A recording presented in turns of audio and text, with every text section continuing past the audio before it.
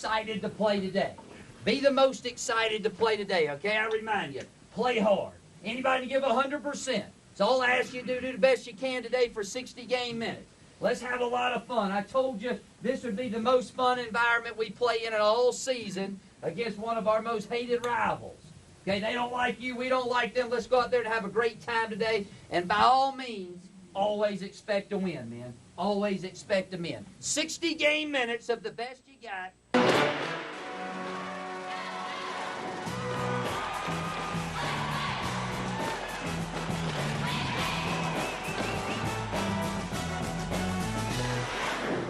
From beautiful Boone, North Carolina and the Appalachian State University campus, this is SoCon Saturday, presented all season long by Blippi, America's Sub Shop. Today from Kidd Brewer Stadium, it is the 9th-ranked team in the nation, the Appalachian State Mountaineers, hosting the Eagles from Georgia Southern. And the A on the field here in Boone stands for Appalachian State, and A for Armonte. You look right through the face mask at one of the best players in all of college football, the senior Armonte Edwards, the quarterback for App State. It is great to have you with us for today's game, Tom Wormy, along with Super Bowl coach Sam White, and what a crucial game we have for you. App State is undefeated in conference play. Georgia Southern 3-1, but for App State, they have won 15 straight conference games, and these two teams have played some close ones recently, Sam. Well, they have, going back to 2006.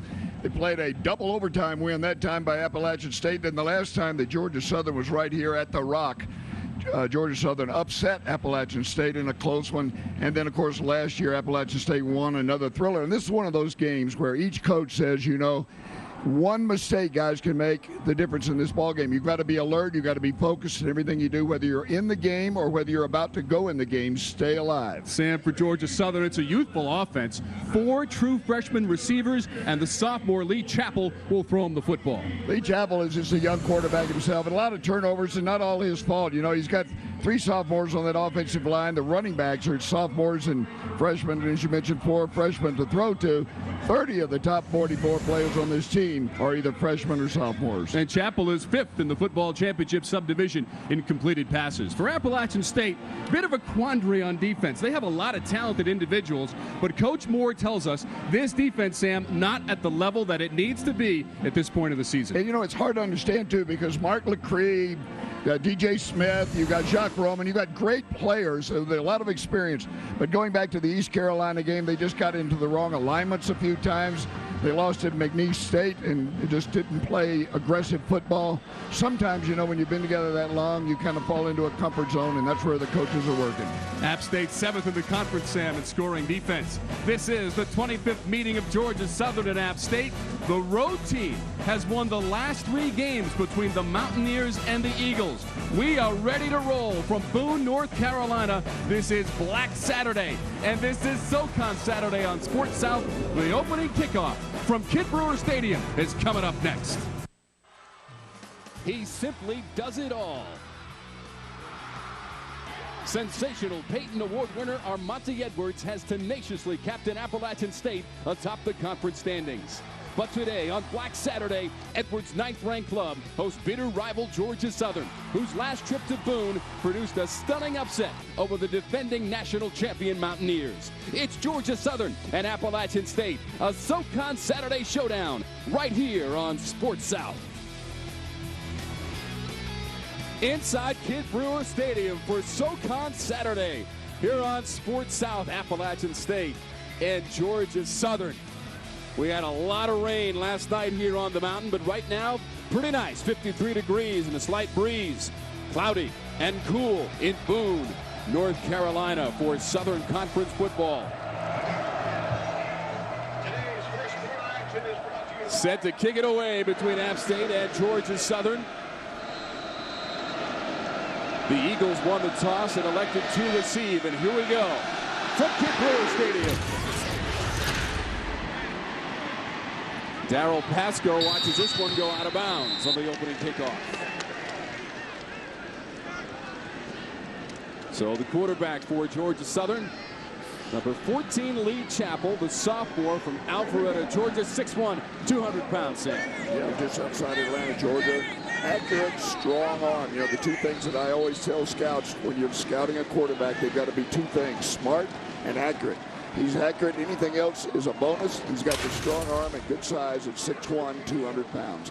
Just a sophomore. Did get a lot of playing experience last year, though. Georgia Southern victorious against Chattanooga last week, 30-20. Chapel going 16 for 24, 132 yards and a touchdown in that game. First play is on the ground. Urbano, and he is stopped cold at the 40-yard line as we check the offense for Georgia Southern. Start with the offensive line. It is presented by Geico. Starts with, they got 3 sophomores, 2 seniors, with right tackle Cole Fountain having played every position on that offensive line. Running backs and receivers, Adam Urbano rushed for a career-high 153 yards against Chattanooga last week. Looking for another big one today.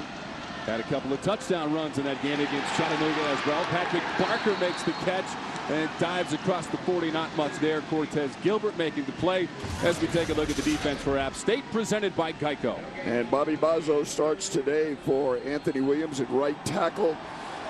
Linebackers are led by DJ Smith, who's led the team in 5 out of their 6 games in total tackles. And, of course, Mark LeCreed heads into this game as the reigning player of the week after his performance last week against Wofford. He had 2 interceptions. Here's 3rd and 9 for Georgia Southern. It's a loss on the play. 56, Bobby Bazo in there. And 54, Jabari Fletcher. So Georgia Southern 3 and out on its first possession here at the Rock, Sam. And they played it safe. It was just a quarterback draw. Quarterback's going to set. Chapel looks, and here he goes, but there's too much penetration. When you run the draw, you want to let the defensive lineman come up the field, but you've got to stay engaged with him, and that didn't happen. Charlie Edwards on to punt. 4th in the conference, averages almost 40 yards per punt.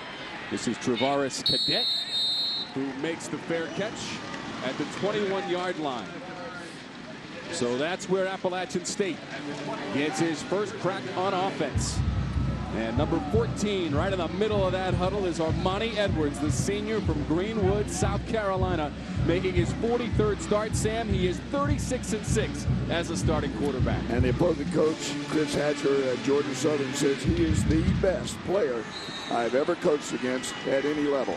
And he's that. We'll be talking about his numbers all during the game. Right now, Armani Edwards is the all-time conference leader in passing with over 8,500 yards. He will probably go back and forth with Scott Riddle from Elon during the course of the season. This time, he airs it out across midfield and incomplete into double coverage. Looking for Brian Quick, and it is incomplete. And the crowd here at the Rock wants a flag on the play, Sam. I'll tell you what, the one thing I want to comment early in this ballgame is the arm of Armani Edwards. This guy's not just a scrambling quarterback. He is a passer and a pure passer. The double coverage was really just smart play and good play with a lot of range by the free safety. Edwards has thrown for over 1,400 yards this season. 72% on the season, Sam. That is second best in all of the football championship subdivision. Here comes 2nd and 10 from the shotgun for Edwards. He will hand it off. Devin Moore. His first taste of this ball game, couple of yards as we take a look at that Appalachian State offense. Here's the offensive line presented by Geico. All 5 of these guys have started all 6 games. What a plus for any team to have your linemen together. And the running backs, Devin Moore, of course, outstanding running and receiver. Coach Moore pointed out that if he'd been healthy last year, they might have won another national title. Of course, the wide receivers led by Brian Quick, a big 6'5" guy who's bound for the NFL down the road. Quick with 181 yards receiving last week against Wofford for a career high. This is a first down over the middle. Matt Klein, room to run, out near midfield and into Georgia Southern territory on a 3rd and 9 play, Sam. Obviously a blown coverage. You don't leave a zone. That was a zone defense that had no one in the weak side or to the offensive right side. Notice right in this area, there is nobody there. It's just an empty. There's nobody in the frame even. The good clean catch, and you notice what the good receivers do. As soon as they get the ball, Matt Klein being one of them, they turn straight up the field and they run north and south. Then they try to make their move downfield. 30-yard play on 3rd down as Moore gets the call on 1st down. Brent Russell makes the tackle, number 66. So here is the defense for Georgia Southern presented by Geico, Sam. Georgia Southern's defense is Veterans on that defensive line, with the exception of redshirt freshman Brent Russell, Deion DeBose, whale of a football player, 10 tackles last week against Chattanooga. And Ronnie Wiggins in the defensive backfield is going to start in place of Hudson Presume. Brent Russell with 8 tackles for loss. That is 6th best in the conference and the best on this Eagle defense for number 66, the redshirt freshman. Edwards back to pass. This is Quick. Tries to spin away and gets to the 35-yard line. LaRon Scott made sure he hung on to Quick, who picked up 11 yards on the play. LaRon Scott is laying off. He's in deep coverage. He's got the deep outside technique, which gave inside move to Quick at 6'5", an easy pitch and catch.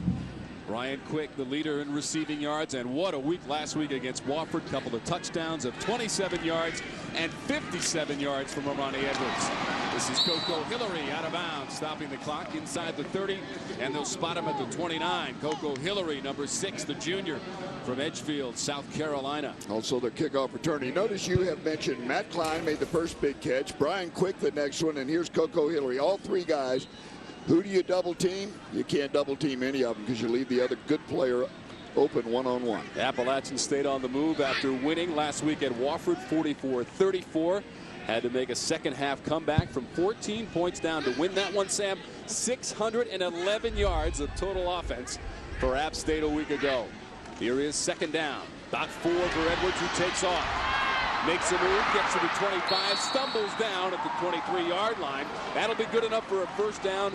Deion DeBose made the tackle. He is the leading tackler for the Georgia Southern defense, but always tough to bring down number 14. This is a design draw, and this is what makes Armani Edwards special. Look at that balance, putting his hand down. It becomes a 3-point runner at that stage of the run. Edwards came into the game needing just 35 yards. Now it's 28 to get 4,000 for his career, to go along with 8,000 plus in passing as well. He would become only the 2nd player in all of Division I football to accomplish that. Right snap. Ball start. Offense. Number 81. 5-yard penalty. First down.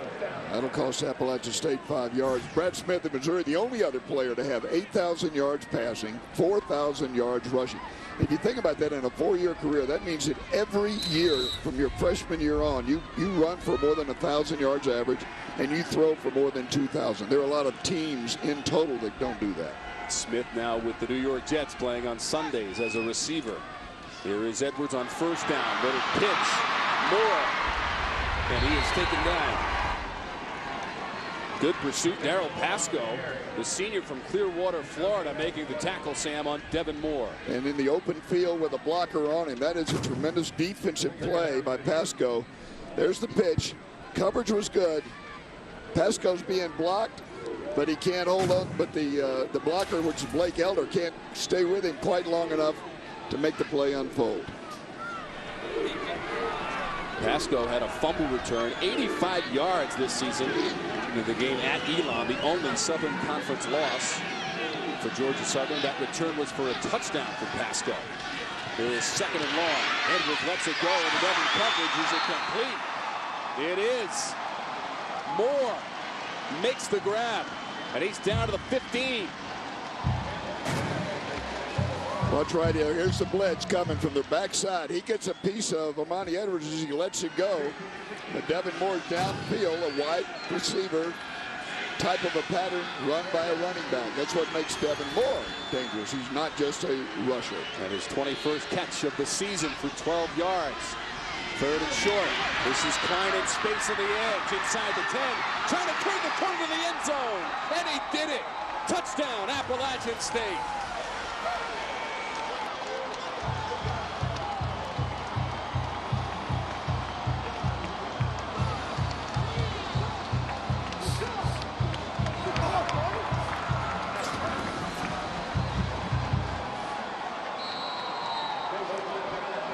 Well, I'll tell you, Tom, that was precision. They just carved them up right down the field, hitting a lot of receivers, right, left, runs, passes down the field, short throws. Beautiful offensive series. The extra point by Jason Viteris is up and good.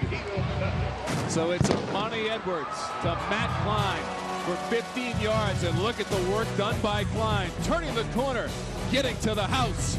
App State up 7-zip on SoCon Saturday.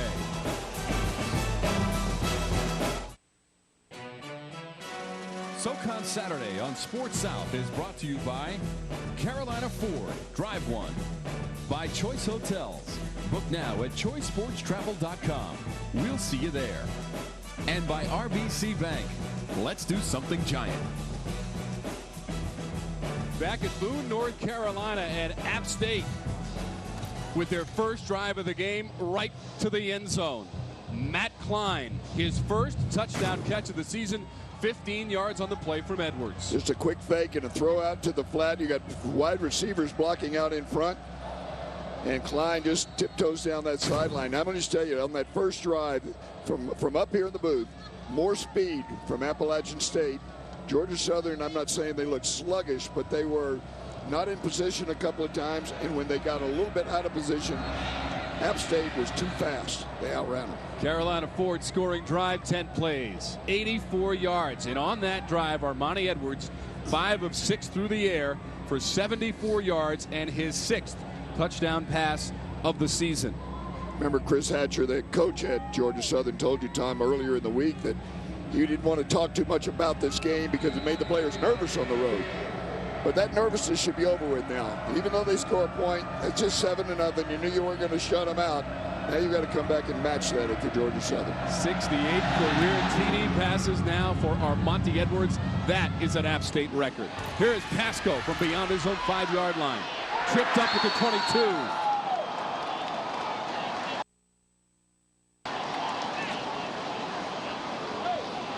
Tim Fry making the play, number 86 on special teams.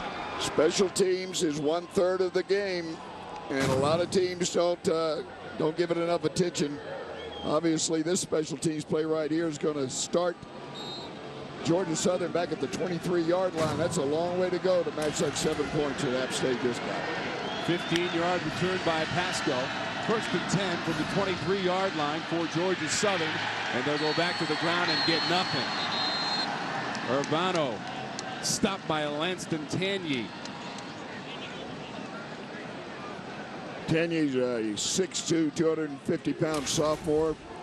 Left in, but I tell you what, there were about 4 other teammates in there that want a piece of that tackle. A little bit slow hitting. They're going to have to hit that hole quicker against this quick reacting defense of App State. Folks, keep in mind the backdrop of this game. When Georgia Southern came here in 07 and defeated Appalachian State, it stopped a 30-game home winning streak. Georgia Southern with a man wide open. It's Urbano who drops it. Pass was slightly underthrown, but he certainly had a shot at that grab, Sam. He sure did, and it was a well-designed play. The quarterback looked to his right, Chapel did. Then he looks back to the left like it's a quick screen to the left, and Urbano just kept going down the sideline. I think he was not the primary receiver, but when he saw him, he put it out there to him, and he really just outran the ball and couldn't come back and make the play. Too bad. So here is 3rd down for Georgia Southern. 6th in the conference, 37%. They are 0 for 1 in the game. They are now 0 for 2. And the ball is going back to the black and gold. And you're seeing Lee Chappell. Now remember, he's a sophomore. He played in about 5 ball games last year, so he's got a little experience. But he's still in his first year at the helm as the starter from the beginning. That was a mistake. He had a shallow cross or a player running across the field that was open. He could have made the completion and probably the first down, went outside and missed. Travares Cadet will receive the punt from Edwards at his own 31-yard line for Cadet. Georgia Southern minus 4 yards so far in the game. Just 6 offensive plays. 3 and out for their first 2 offensive sequences. Now this one's going to roll close down to the 10-yard line. And Georgia Southern able to down it inside the 10 at about the 7. So a long way to go for App State, but they have the lead, 7-0. SoCon Saturday on Sports South is brought to you by Blimpie, America's Sub Shop, and by Toyota. Nothing compares to a Toyota. Toyota, moving forward. Back on the campus of Appalachian State University, the Mountaineers with a 7-0 lead after a 67-yard punt here, Sam. Look at this alignment right here. You see the overshift to the right. This is Charlie Edwards, who averaged 48 yards last week. He's going to kick it like a soccer style. I remember Paul Brown used to tell me that is the best way to kick a football. The problem is that the ball is moving. You're running with the ball, so you're kicking a moving target, and not a lot of players can do that. But Charlie Edwards sure knows how to do it. So the Mountaineers start 1st and 10 from their own 7-yard line. Scored on their first drive of the game. Armani Edwards to Matt Klein for his first touchdown catch of the season. Edwards up to the 9-yard line. Dion DuBose making the tackle. And this is the opening drive. Edwards on target to several different receivers, Sam. Well, wide open that time was Klein. Great play. Quarterback and the receiver got hit on that one. And then the touchdown pass down the sideline. They hit every receiver. They hit every spot on the defense. Matt Klein with a couple of catches during the course of that drive and one for a touchdown. 74 yards for Edwards on that previous drive. He'll uncork another one to Klein over the middle. Should be good enough for a first down. He's out close to the 20-yard line. 10 yards on the play, and the chains will move for Appalachian State.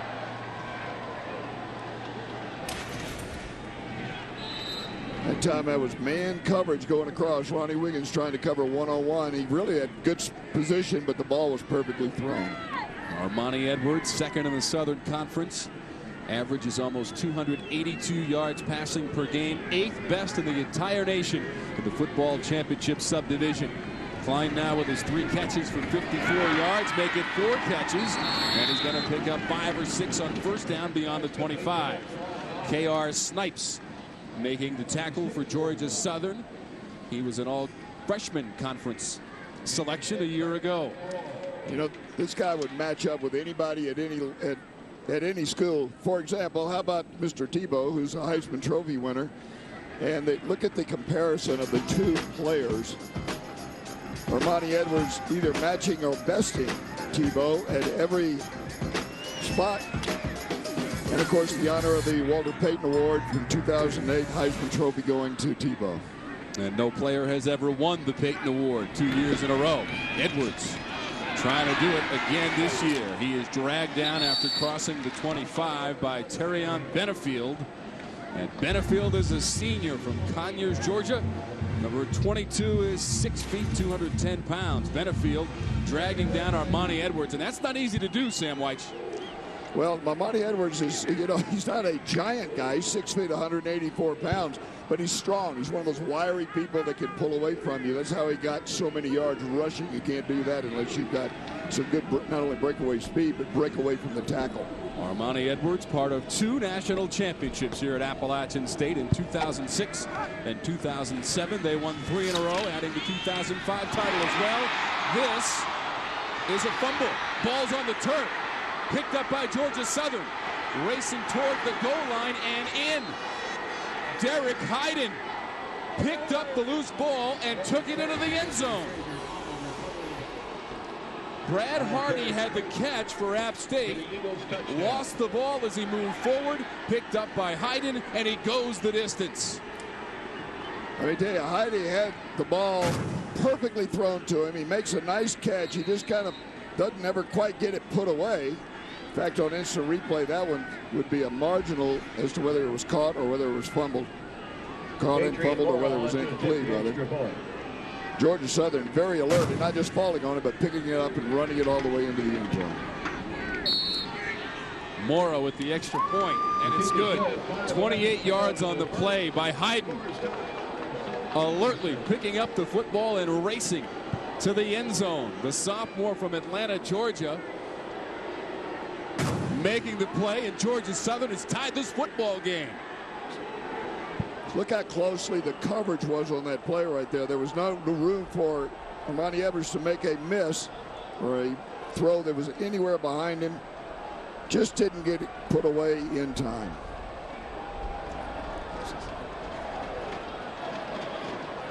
Whoa. Armani Edwards running into Darryl Pasco, trying to make the tackle. Armani Edwards wants to win football games. He doesn't want to just set records. It's guys like that you see make those kind of plays. You know, sometimes you can knock a guy out of bounds at the 1-yard line. Defense comes in, makes a goal line stand, and wow, changes the whole ball game. But this is why these games are so close, because they both play so hard. That was Brad Hardy with a fumble just a moment ago.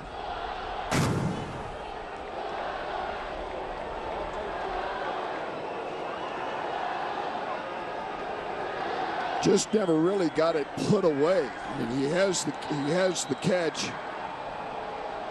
I think he's got an argument. I do think he has an argument, but there's no replay in the Southern Conference play. There is in the playoffs only. And the semifinals and championship game. Here is the kickoff taken by Coco Hillary. Crosses the 30. Flag comes in. Hillary up close to the 35, but there is a flag on the play. Josh Rowe, number 10 for Georgia Southern, made the play and the tackle on the kickoff. This is going to go against Appalachian State, probably moving them back inside the 20-yard line to about the 18. It's either a hit below the waist or holding. During the return, holding. Return team number 35. 10-yard penalty from the spot and a foul. First down.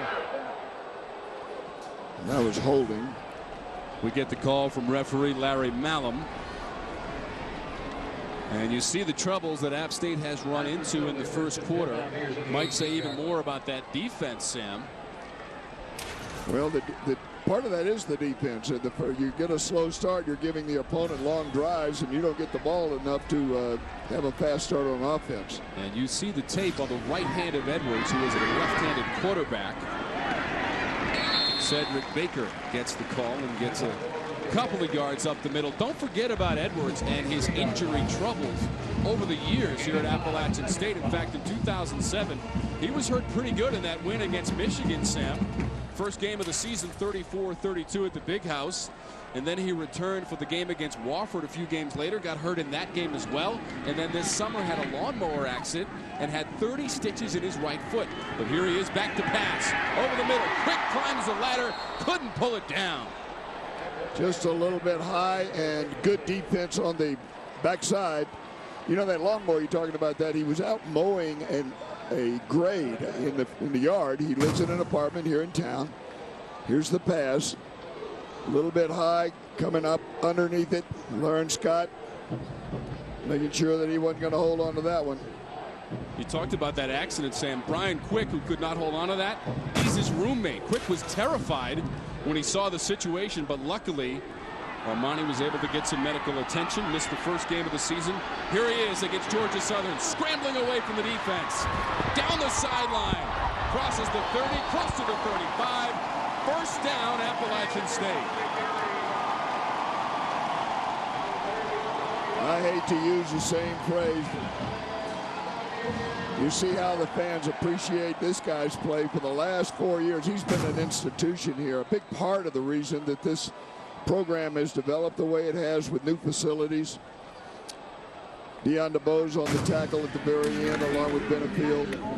That was an 11-yard pickup. Here's Devin Moore. He's going to get 11 and more.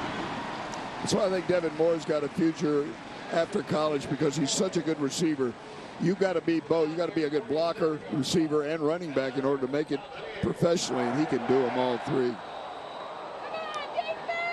And Sam, you touched upon it earlier in this game. Had Moore not been injured last year, maybe Appalachian State would have had a better chance at another national championship. Would have been its fourth in a row. It would have been. Well, definitely they had a better chance. Whether they would have done it or not, we'll never know. But I think Coach feels like they had a great chance. Right down the middle. Coco Hillary to the end zone. Touchdown, Appalachian State.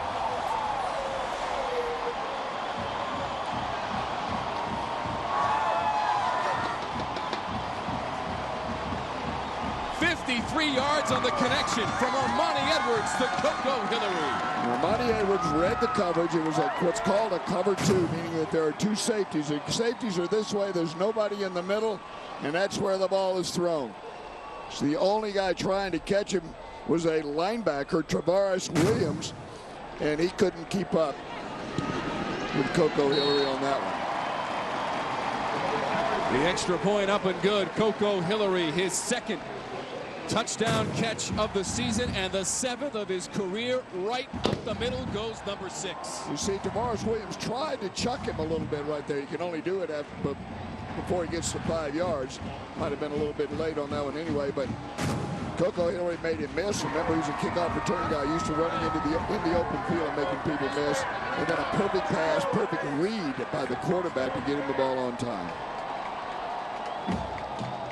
Then I might add one postscript. Once he got the ball, nobody was going to catch him from behind. Speed again throughout this Appalachian State offensive unit. App State taking a 14-7 lead on the 5-play, 82-yard drive.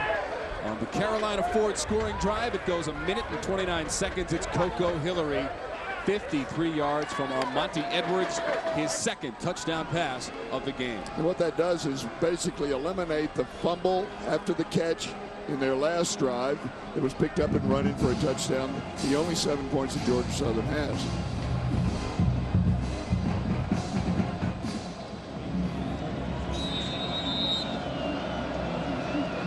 Martin to kick it away for Appalachian State. Pasco and Wiggins are the deep men.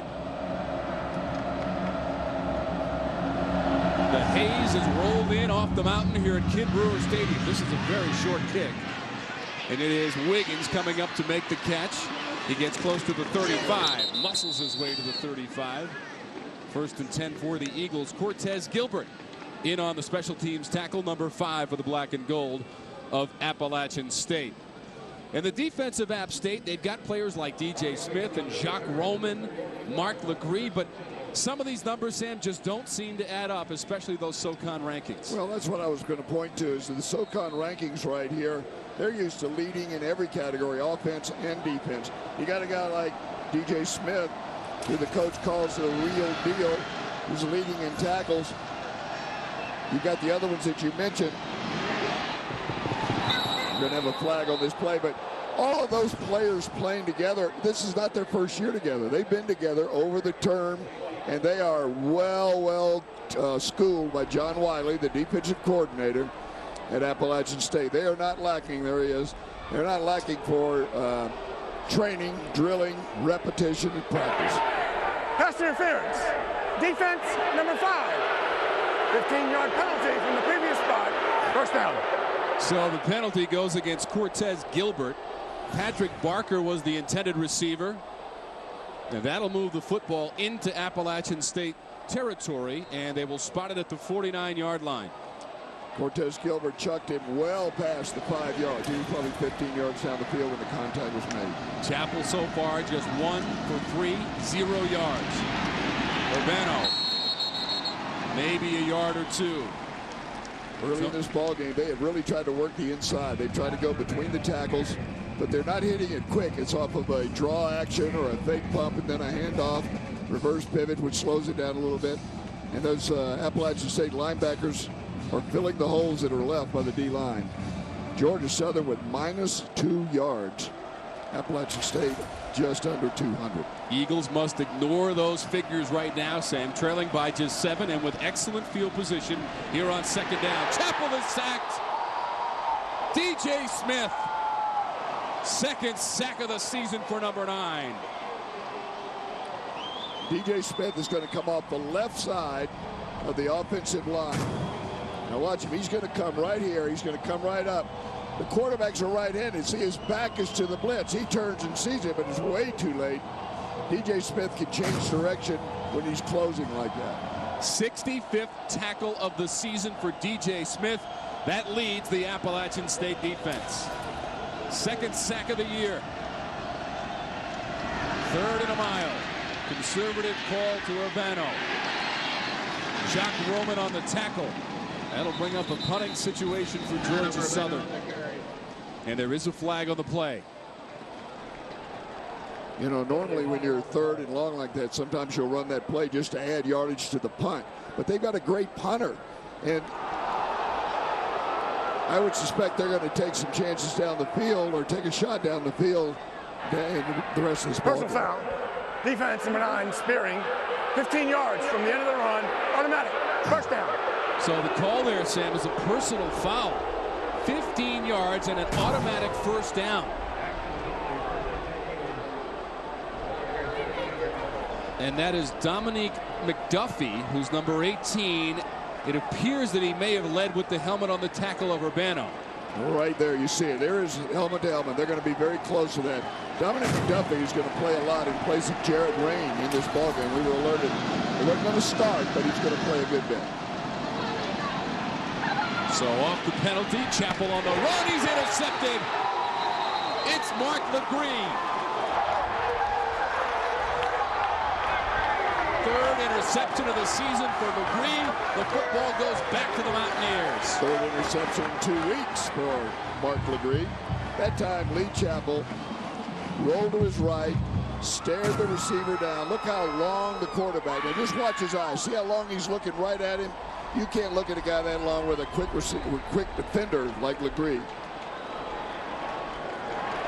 LeGree in the running again for the Buck Buchanan Award as the best defensive player in the nation. Also on the list for the Bronco Nagurski Award as well, Sam. And he is the only football championship subdivision player on that list. 13th career interception. This is Klein near sideline, diving up towards the 30-yard line. Clock will stop.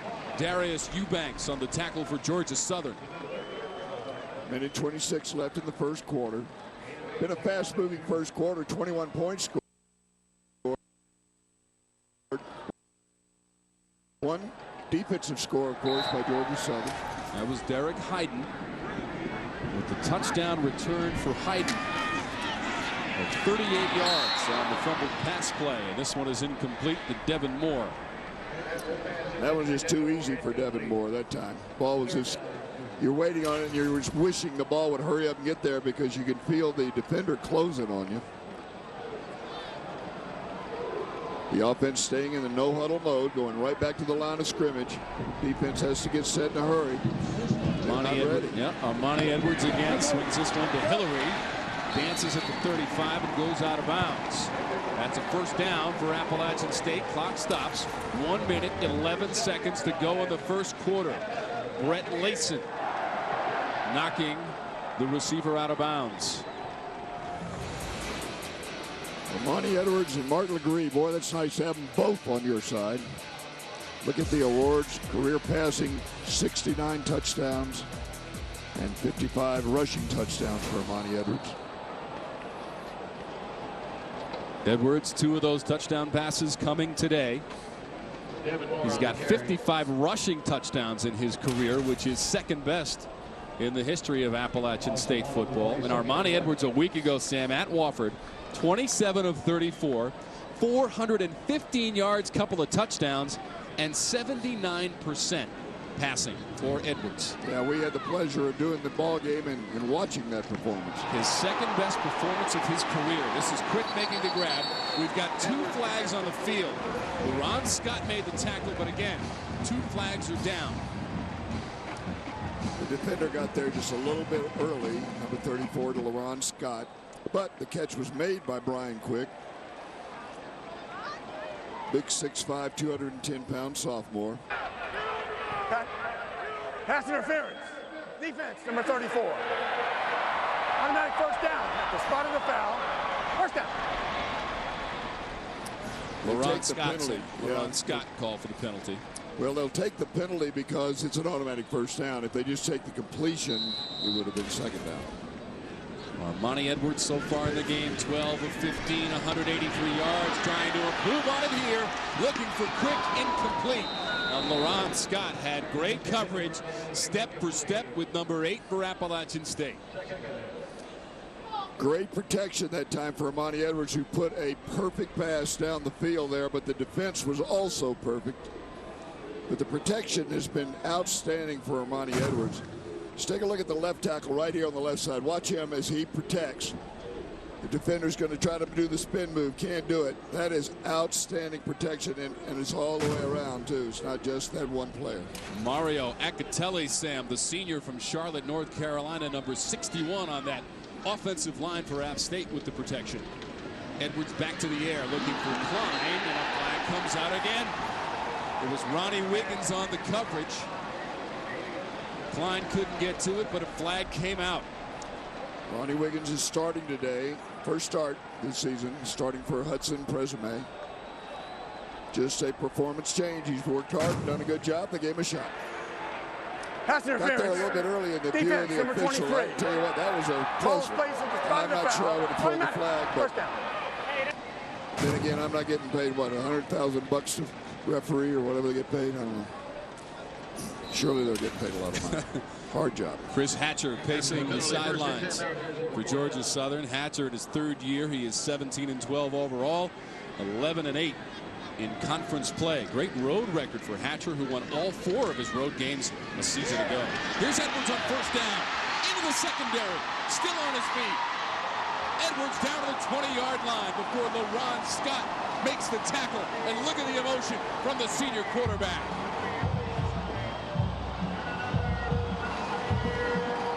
That was not only a great run, but it was a great run after contact. He ran over people. 31 yards on the play, and now Armani Edwards has gone over 4,000 rushing in his career. App State is on the move. 1 quarter in the books, and the Mountaineers have the lead over the Eagles of Georgia Southern. South.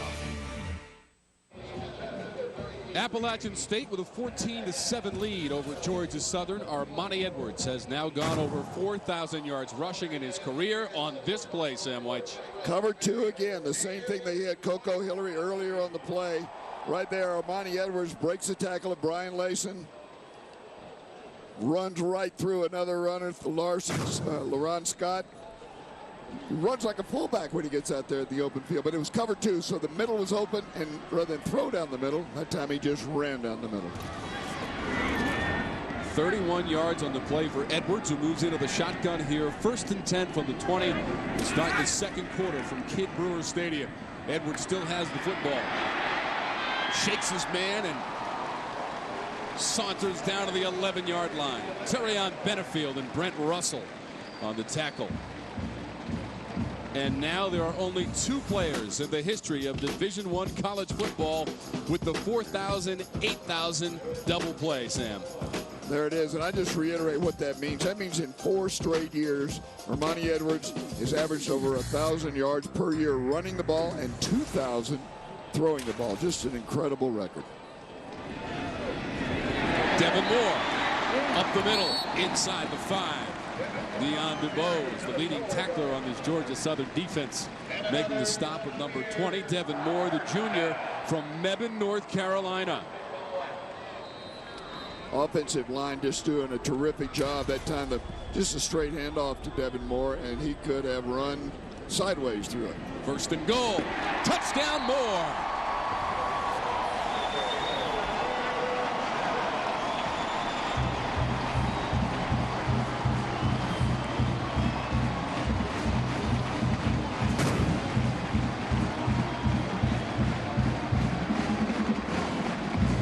Boy, the block of Matt Ruff, number 70 at right guard. Center Brett Irvin, too.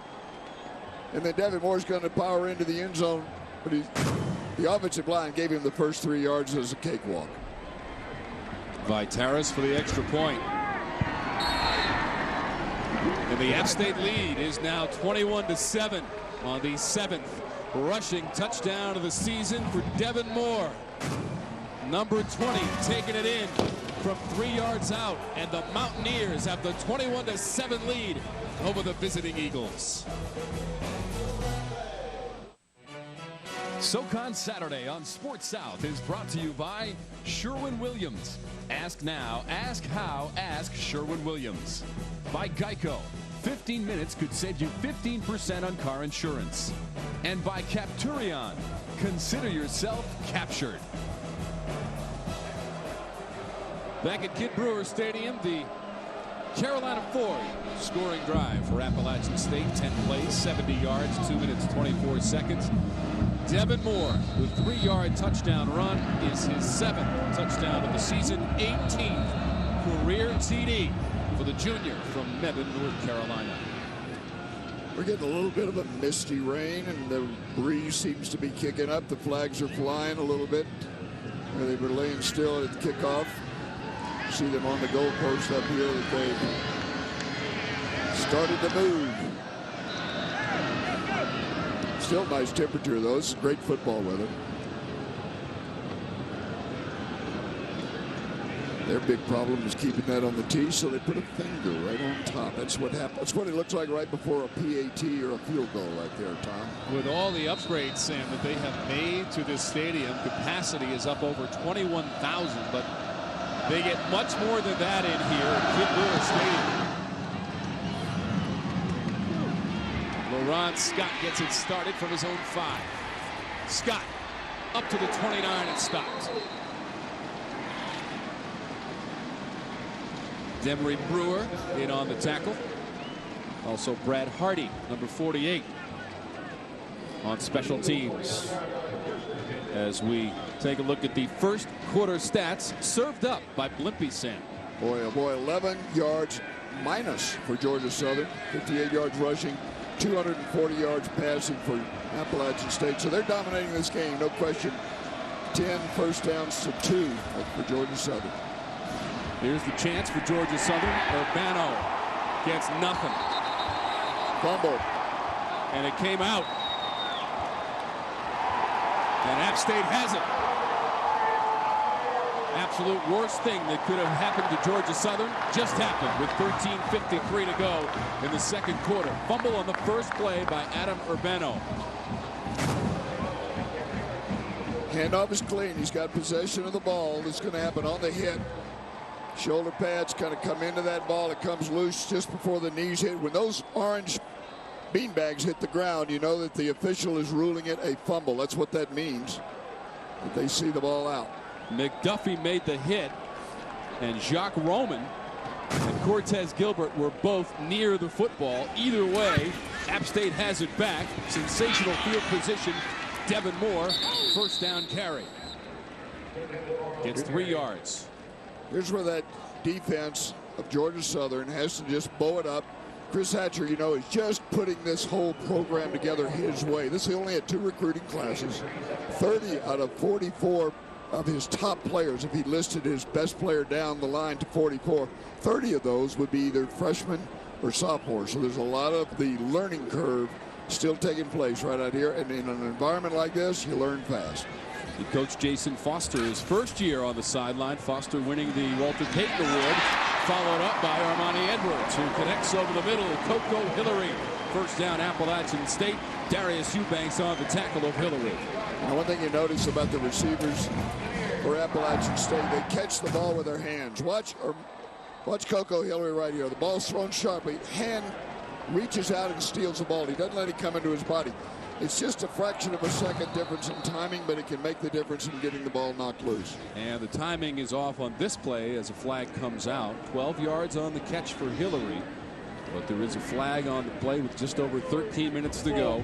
Here in the second quarter, 21-7. Right to snap. Ball start. Offense. Number 64. 5-yard penalty. First down. You know what I find that is sometimes? You get the players, they're on a roll, they go up 21-7, they knock the ball loose, they get to, their motor starts running too fast. They can't take their pedal off, their foot off the pedal, and somebody moves ahead of the snap count. Coco Hillary now with 4 catches, 78 yards in the game, and a touchdown for Hillary.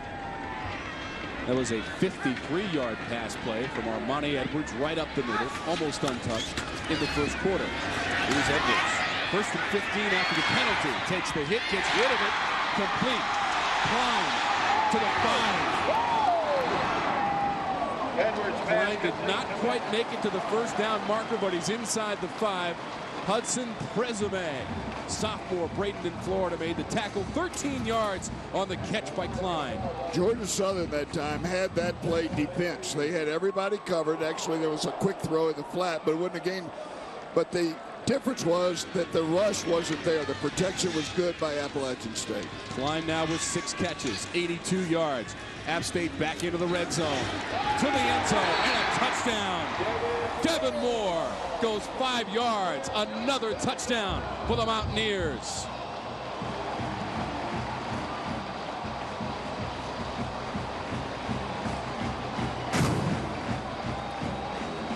Guard pulls. Devin Moore sees the little crease. You're not going to stop it. When those shoulders start leaning forward, you're going to hit him. He's still going to make 2 yards on the takedown, and that's all he needed. Second touchdown run of the game. Second touchdown run this quarter for Devin Moore. Extra point is good. 12 minutes, 2 seconds to go in the second quarter, and App State out in front comfortably, 28-7. Devin Moore to the end zone.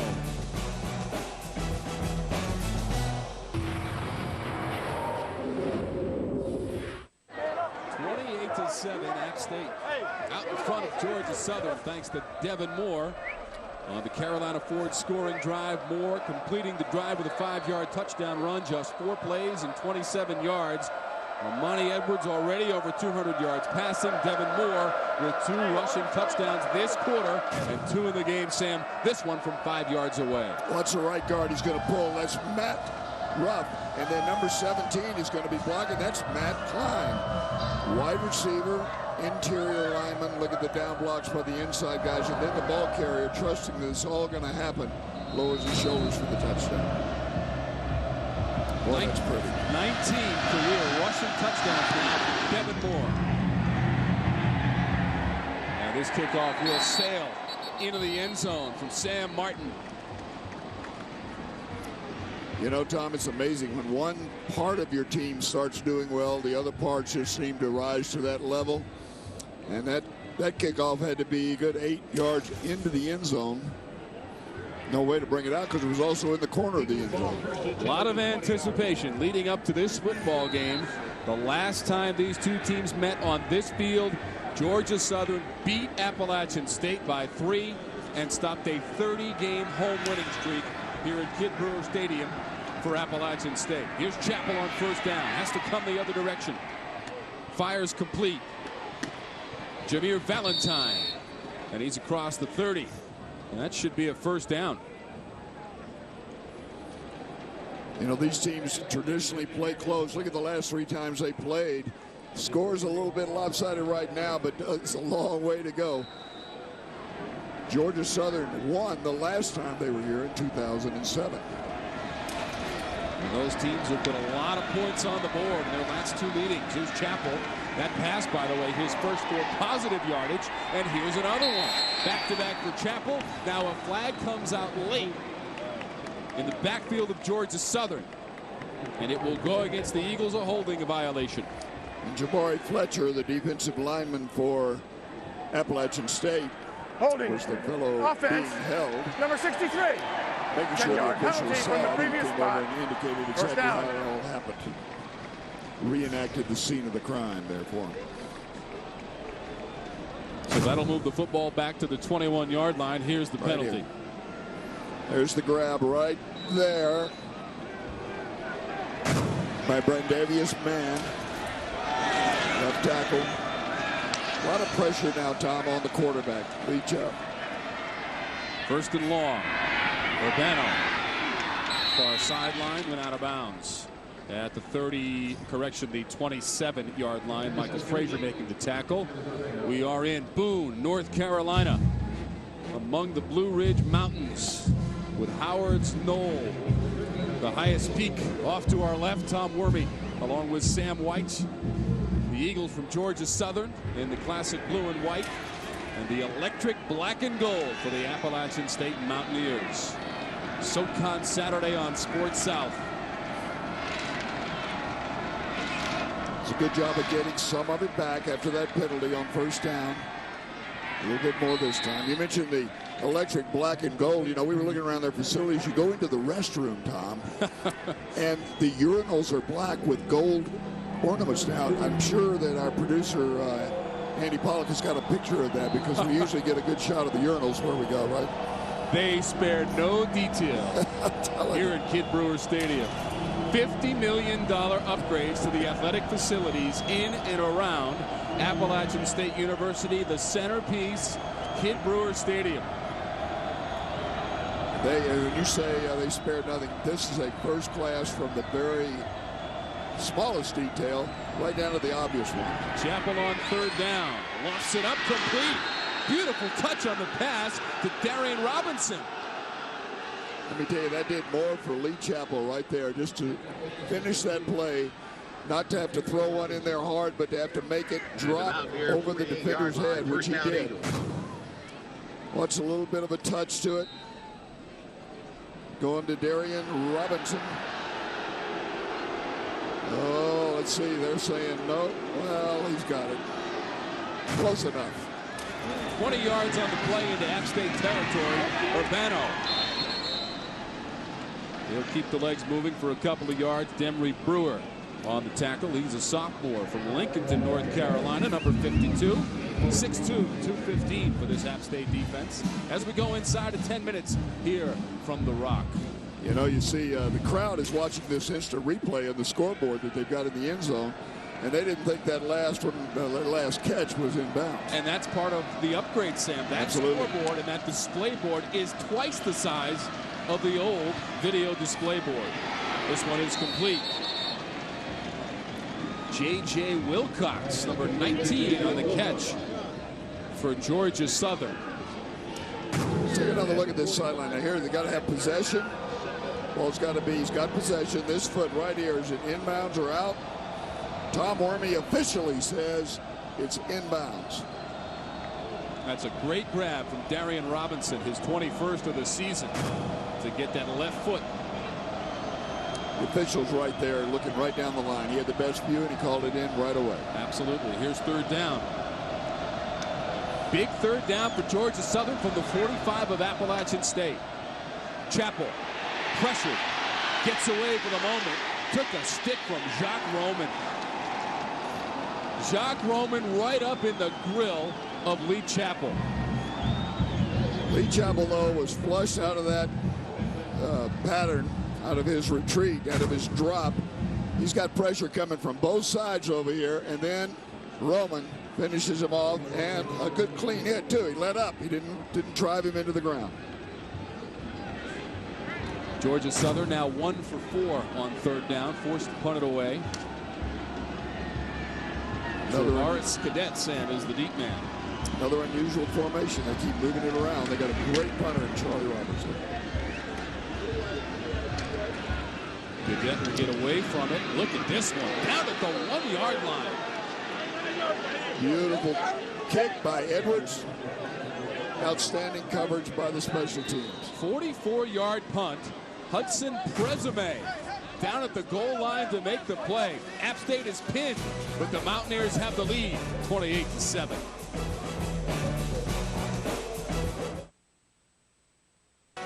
SoCon Saturday on Sports South is brought to you by Carolina Ford, Drive One, by Choice Hotels. Book now at choicesportstravel.com. We'll see you there. And by RBC Bank. Let's do something giant. And that is not a posh ski lodge. That is the locker room, the brand new facility for Appalachian State, up 28-7 here on SoCon Saturday over Georgia Southern. It is absolutely beautiful. Now on the previous play, a 44-yard punt by Georgia Southern, but let's watch this on the goal line, Sam, here. All right, Hudson Presume, look at that. He stepped in the end zone but came back out. In the NFL, that would have been a touchback. But in college football, as long as the ball is across the goal line and the ball never breaks the plane, it's a legal spot where it is inside the 1-yard line.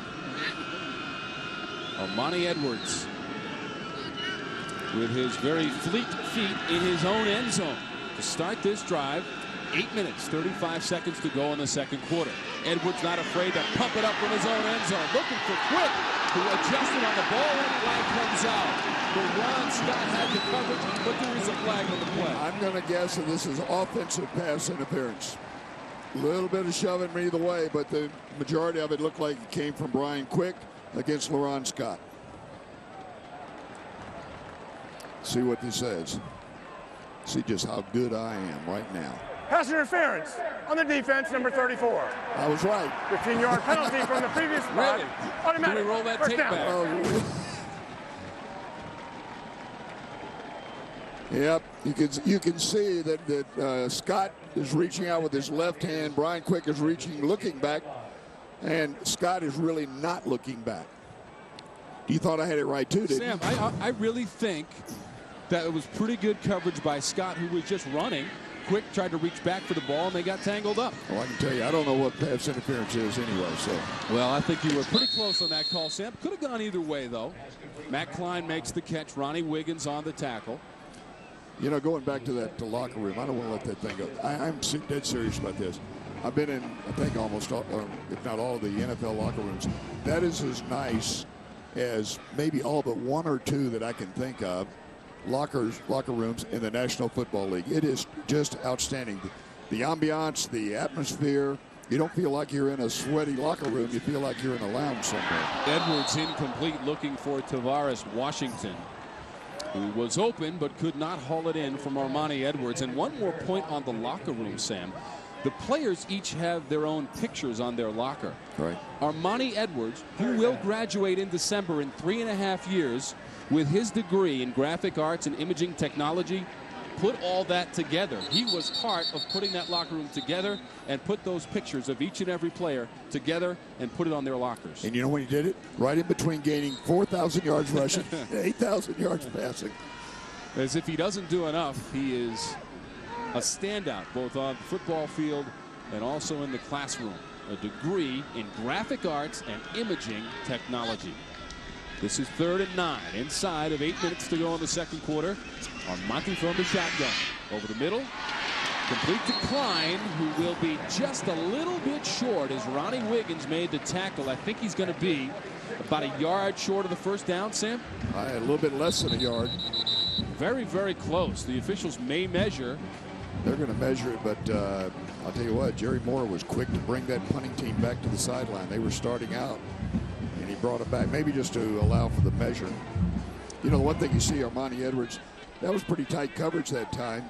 Armani Edwards has a lot of confidence in his receivers making the play at the other end if he puts it out there for him. Yeah, just a little bit short. Look at that, half a football. You were right again. That's the first time this year. Way to go, Tom. But who's keeping track, right, Sam? No, down, nobody. Armani Edwards, this is his 43rd start, Sam. He is 36-6. And in that performance against Wofford, he was the National Player of the Week, 415 yards passing. They come up half a football short and decide to punt it away. Sam Martin is out there. The one thing you don't want to do with a 28-7 lead is give your opponent an opening here with 7 minutes and 37 seconds left.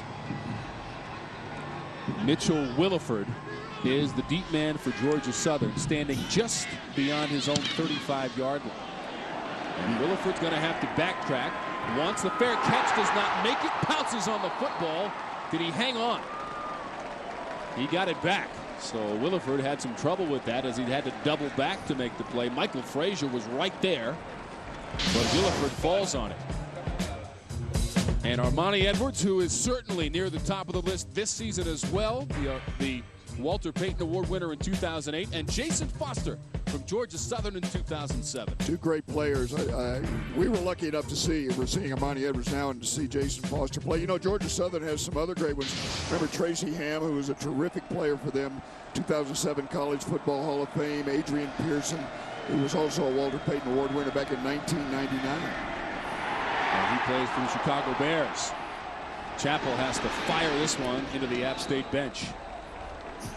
Jabari Fletcher put the pressure on number 14. The one difference that we've seen between the two, when Armani Edwards goes back to pass, he's got all the time in the world, and not only that, he's got plenty of room to follow through with his throw and good line of sight down the field. Lee Chappell has not had that luxury as much. And beyond their Walter Payton Award winner tradition, these teams also with a championship tradition. App State with those 3 titles in a row. Georgia Southern has 6 in its history. This is Urbano. And that's going to be a first down for Georgia Southern as he goes 10 yards. Michael Frazier making the tackle. You know, that's why there's such a great tradition between both of these ball clubs here. That they have both been champions, not just having good seasons. Georgia Southern's national championship years. And, of course, Appalachian State, 3 in a row. Almost 4 in a row. Had Devin Moore stayed healthy, according to this coach. Northern Iowa, UMass, and Delaware, the victims against Appalachian State of their championships. And it was Irk Russell, the former Georgia defensive coordinator, who restarted the program at Georgia Southern. and won the national title in '85 and '86. Tracy Ham at quarterback on those teams. Second down, then a yard. That's what you like. Get those big chunks on first down. Gives you a lot of options on second down. Burke Russell's '89 national championship team went 15-0, Sam, and won that title game in Statesboro, Georgia, against Stephen F. Austin. Chappell, second and short, has the time, floats one out there. It's complete. Valentine, first down and more, deep into App State territory, and they will spot that ball at about the 32-yard line. Jameer Valentine, he was actually replaced as a starter at this ball game by Jonathan Bryant. But of course, he plays a lot. That both of them have just been playing well enough. They want to give both of them a shot right there. But that was a good play by Lee Chappell, keeping his eye down the field. That was a busted pattern, just got open.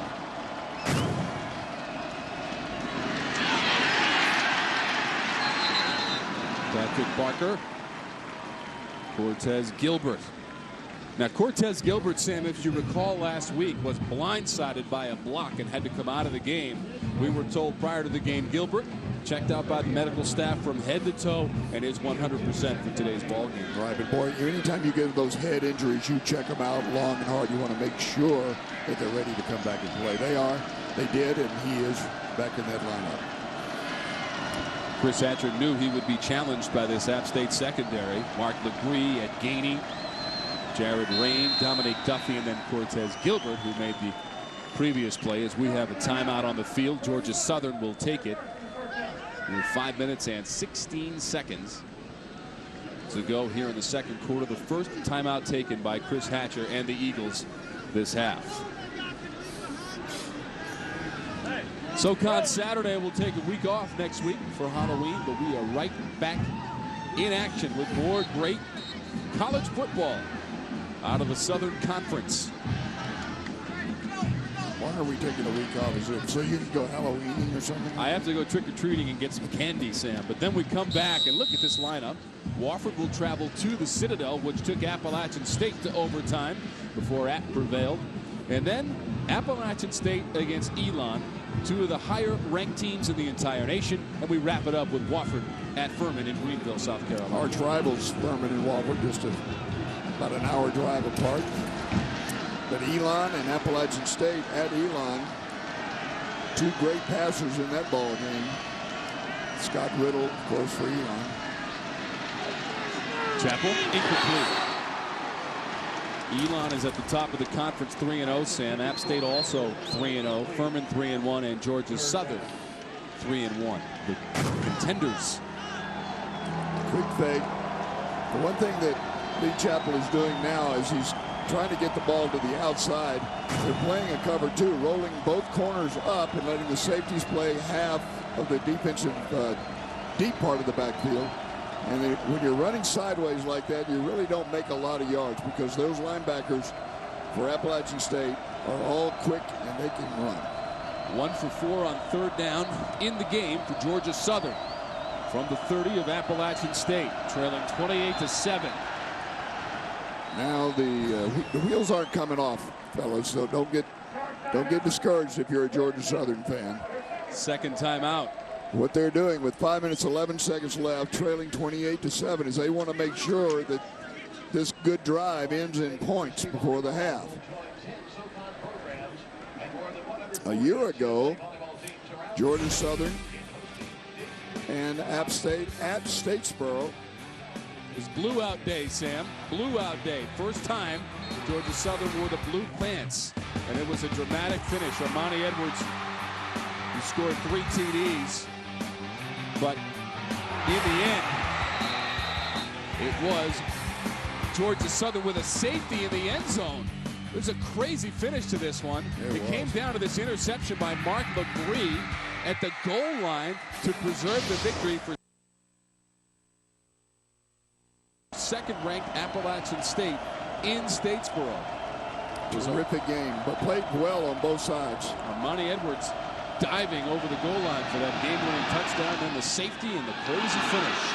Over the middle, complete. Mitchell Williford And Williford should have a first down for Georgia Southern. Let's think what just happened here. The set wasn't just right. They called timeout, got it all squared away, completed the pass for a first down. Keeps the drive alive. 5 minutes to go. 12 yards on that play. So all of a sudden, maybe this Georgia Southern Eagle offense starting to wake up a little bit here. And this is probably a good time to do it, trailing 28-7. 4 minutes, 47 seconds to go here in the second quarter, and that was Williford slipping down to the far side. Jock Roman blitzing from the offensive right side, defensive left side that time. Ball was thrown quick. Actually had a pretty good design offensive play going against that blitz, but the receiver just fell down with it. Georgia Southern, 7th in the conference, Sam, in total offense.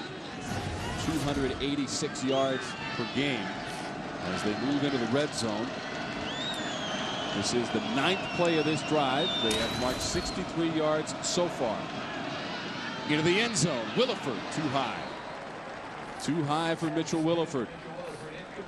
You know, as you call these names out right here, Williford, a freshman. Patrick Barker, a freshman wide receiver. Jameer Valentine, freshman wide receiver. Jonathan Bryant, freshman wide receiver. You got 4 wide receivers, a sophomore quarterback throwing to it, a young offensive line. 3 of them are sophomores on that offensive line. And running backs that are freshmen and sophomore. This is a developing team. Everything they're doing right now, they'll do better later on, and some of the things they're not getting done will happen. 2 for 5 on third down. Chappell fires it complete. Wilcox short of a first down. Marked inside the 15. 4th down. They're going to get some points out of this drive. Just under 4 minutes to go. They're going to kick the field goal. Quick rollout. Chappell's got a good throwing motion.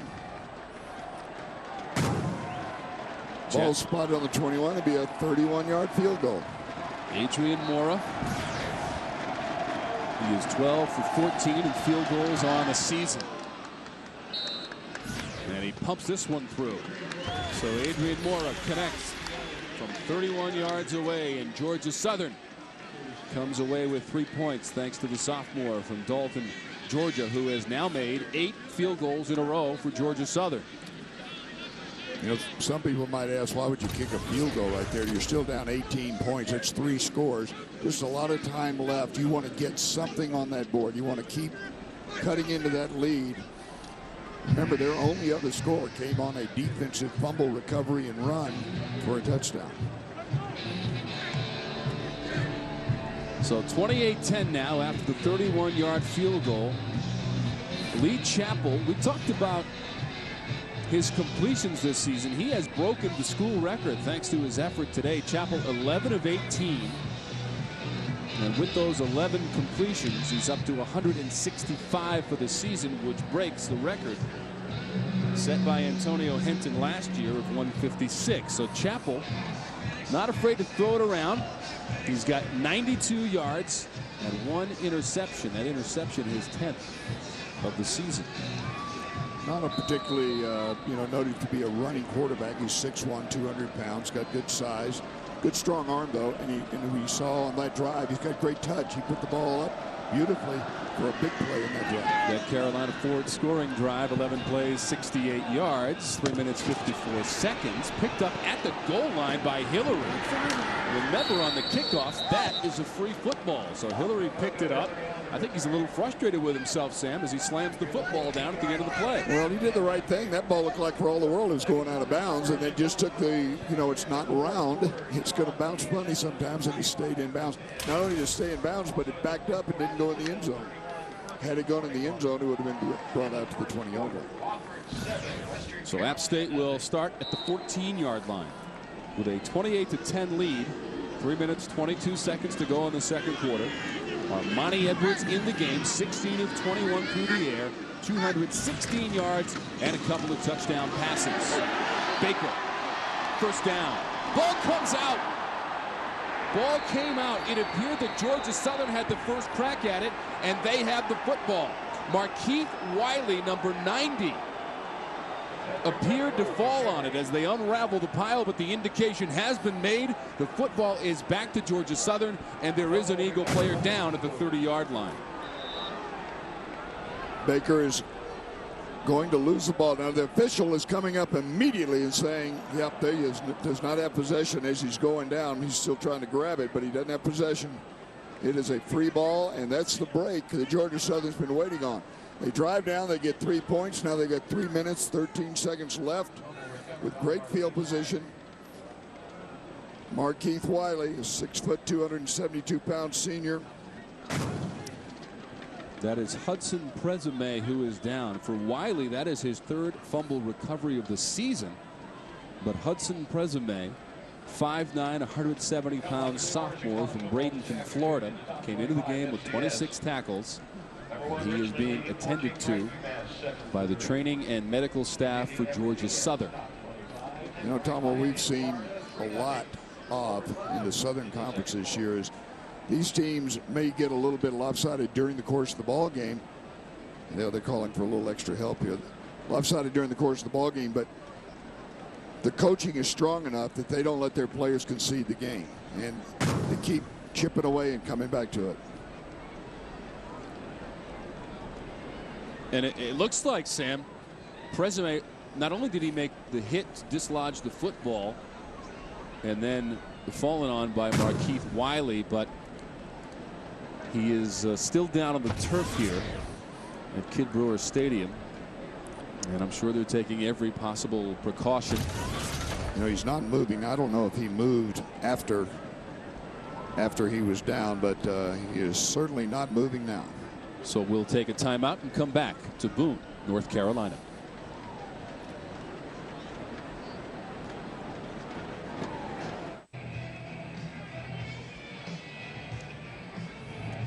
Back at Kid Brewer Stadium, App State up 28-10. Hudson Presume is the Georgia Southern player. Down on the field, they have brought out the stretcher, and they are attending to Presume, who made the hit to jar the football loose, but then went down after that, Sam. Well, he did. You know, that you can see it is a head-to-head contact. The initiating player was Presume trying to make the tackle. That wasn't an intentional head-to-head. There was nothing. You can't watch right here. We'll see the contact there. Now, Cedric Baker is the running back for Appalachian State, and it appears that Baker and Presume went head-to-head, and Presume still down on the turf. But it hit the side of Presume's head. It snapped his head back to the left.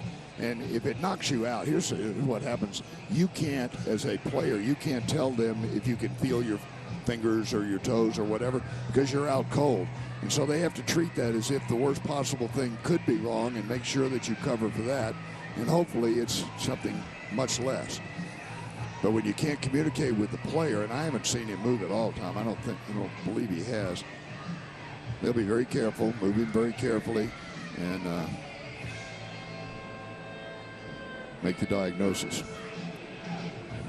Well, Presume really is a great story, Sam. Came into the season looking to challenge for some playing time and earned a starting role into Georgia Southern secondary.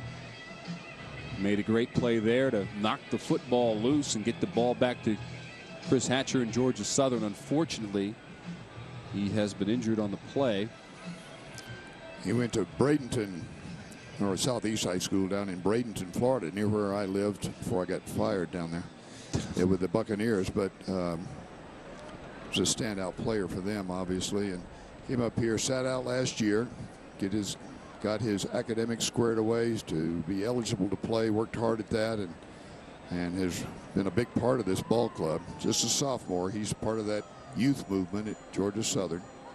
And Sam, you can see the attention that he is getting by every available person in the stadium. I mean, the medical staffs and the folks here at the stadium are just all over this. In fact, both App State and Georgia Southern medical people and training people are on the field.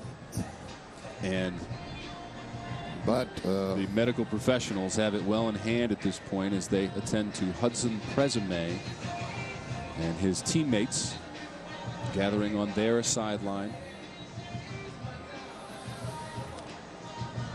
You know, a teammate, there's nothing they can do. Obviously, they're concerned about their player. There's nothing they can do other than pray and hope that their prayers are answered. This could be a lot of things, so we're going to assume that everything will work out, but they're just being very careful with him right now.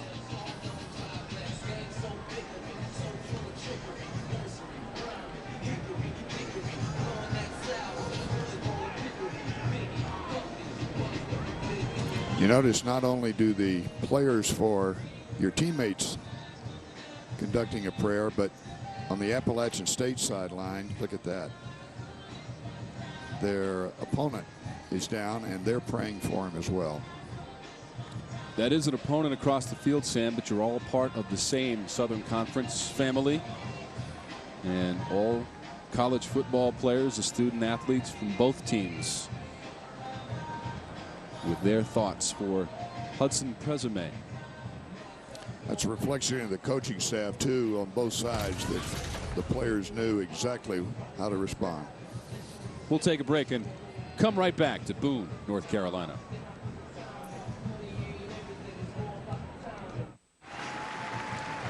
And you can hear the applause here at Kid Brewer Stadium as Hudson Presume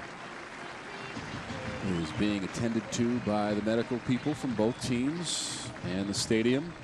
Chris Hatcher's sophomore defensive back from Bradenton, Florida.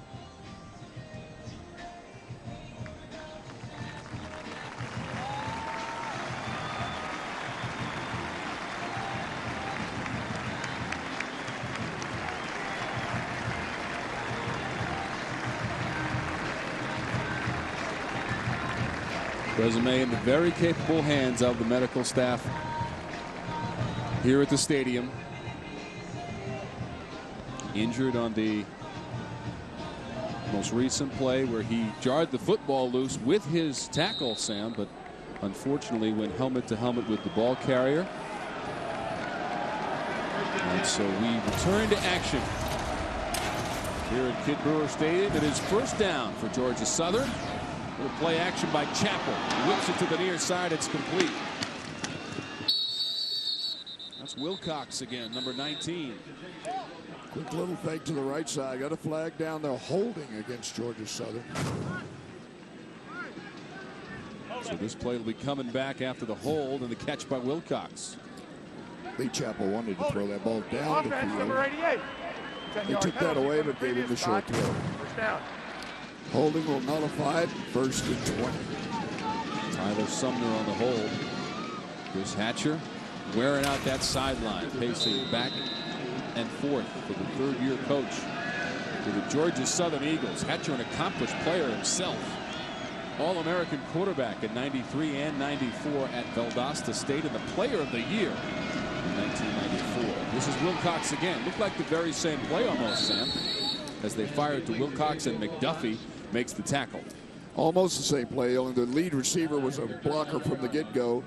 Quick throw to the outside, trying to almost like a wide screen. Not before they were actually trying to throw the ball down the field, hoping that they would jump on the screen and drop the coverage deep, but didn't happen. App State was alert. 7 yards on the play. Second down, second and 13. Chappell again. Pocket is collapsing and Chappell's going down. Bobby Bazzo and several other black jerseys. Now at this point, if you're Georgia Southern, you're not in any kind of a hurry because you've got a third down and a very long, well, it's about 20 yards. You don't want to give the ball back with too much time for Appalachian State. Take your time on this one. If you get it, then you've got your timeouts. You hurry up. They've already used 2 timeouts, though, earlier in this half. Chappell up to 99 yards passing. Georgia Southern 2 for 6 on third down. Third and long. Chappell cut down at the ankles. Flag comes out. It was Jabari Fletcher with the sack. But let's wait on the penalty marker, and it goes against Georgia Southern. Going to go against Cole Fountain, the left tackle. He was trying to prevent that sack. Couldn't quite get it done. Cole Fountain, Sam, the most experienced player on that offensive line, making his 19th start of the season. He's played all positions, too. He's played center, guard, and tackle. 2 seniors on that offensive line, 3 sophomores.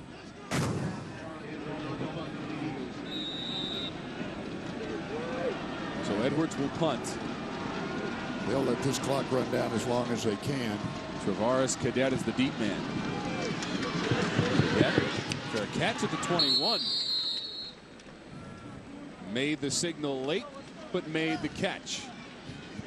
Armani Edwards, 216 yards passing for Edwards and a couple of TD tosses. This one declined to get things started for the black and gold. That was after a beautiful drive all the way down there. Now he's going to scramble to the outside and step inside, and now watch him take somebody on. Well, he almost took him on that time. And then the beautiful throw right down the middle. This time he was going against cover 2 to Coco Hillary, and then the scramble down the middle. Again, cover 2, and he runs like a fullback over the last defender. And that was the run that put him over 4,000 rushing yards in his career to go along with over 8,000 passing yards. Just the second player in the history of Division I football to accomplish that feat. 4,000 rushing, 8,000 passing. Brad Smith from Missouri, the only other player to do so. They're in the hurry-up 2-minute offense. Edwards on the run, short hops it.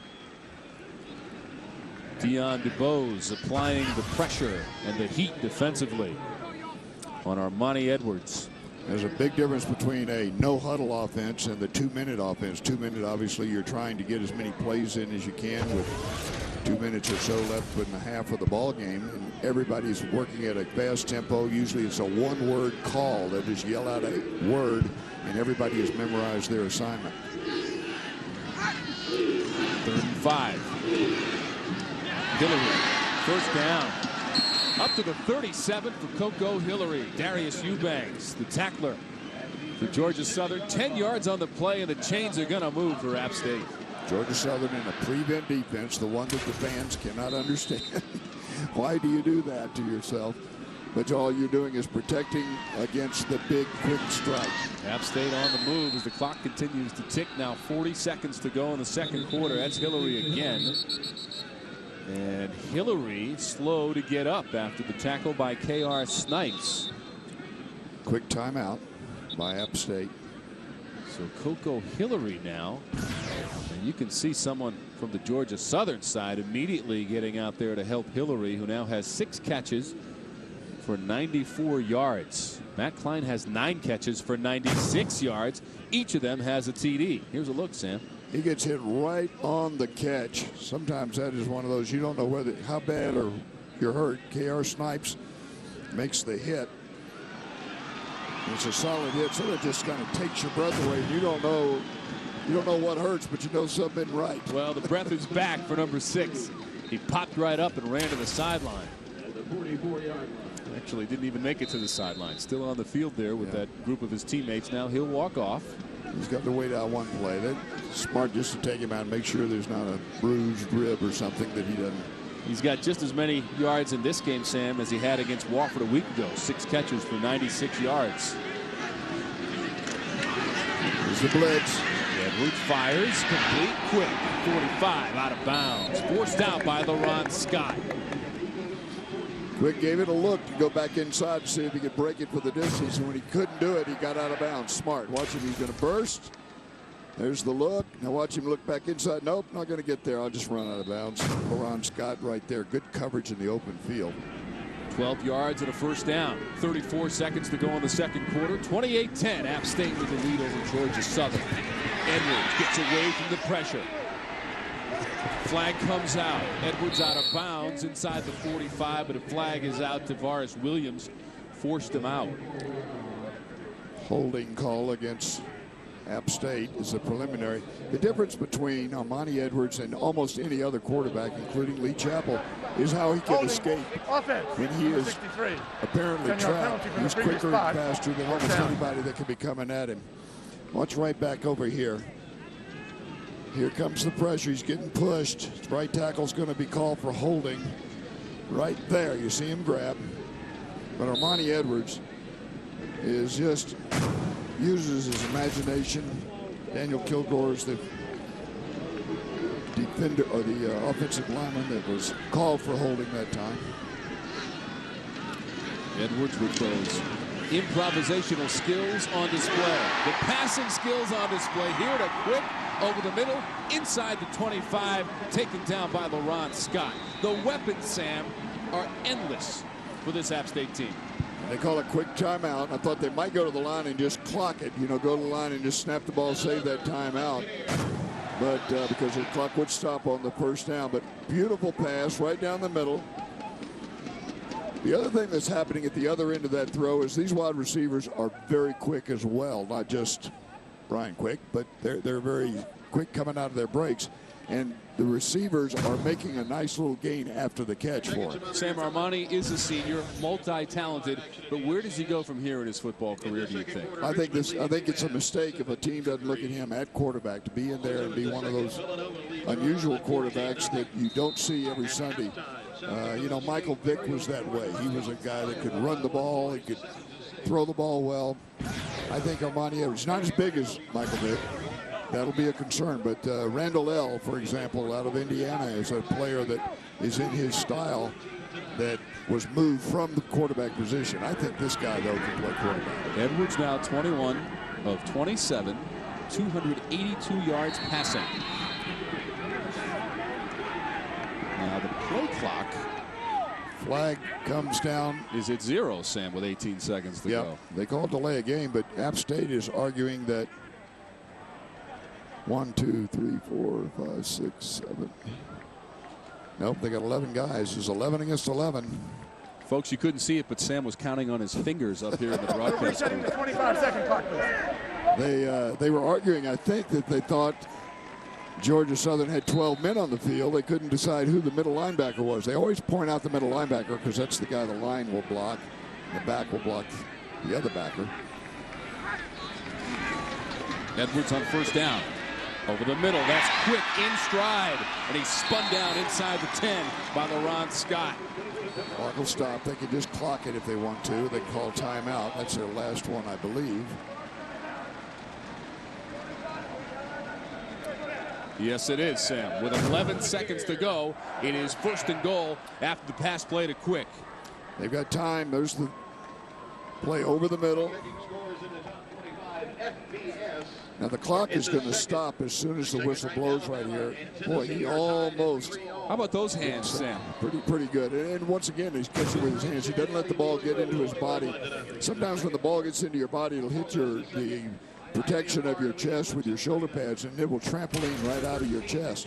If you don't let it get there, your chances of catching the ball are much, much better. Quick now with 4 catches for 69 yards. And Edwards continues to rack up the yardage. You go back to the game against Wofford where he threw for 415. That was second best in school history, Sam, to his own record of 433 yards in 2008. Edwards with the time to the end zone. Touchdown, Coco Hillary for the Mountaineers.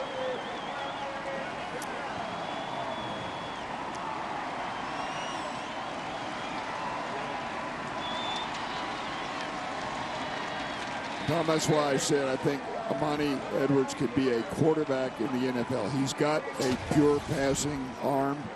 He can read. He's smart down the field, and he's accurate. Smart, accurate. Add to it his running ability. I'd sure love to add him. Well, he's up over 300 yards passing in the game, and we are in the second quarter. 6 seconds to go. It's a 9-yard pass play. Ball thrown down low. That way it won't be tipped up in the air and intercepted. Nobody can catch it but the intended receiver. Both receivers just cross. The advantage goes to the receiver over the coverage. And boy, a last minute with 6 seconds left score really dampened what could have been a momentum change for Georgia Southern at the end after the fumble by Baker. Georgia Southern had the ball in good field position but couldn't do anything with it. Had to give it back to Appalachian State, who marches right down and scores and goes up 35-10. The Carolina Ford scoring drive. Coco Hillary with the touchdown grab from 9 yards away. 8 plays, 78 yards. Just a minute and 16 seconds. A lot of it done with the mobility of the quarterback. There was pressure. Georgia Southern was getting there a little bit, but he escapes, gets out. They overcame a couple of one holding penalty in that drive. Shows that good teams can do that, and this is obviously one of the best teams in the nation, not just one of the teams tied for the lead in the Southern Conference.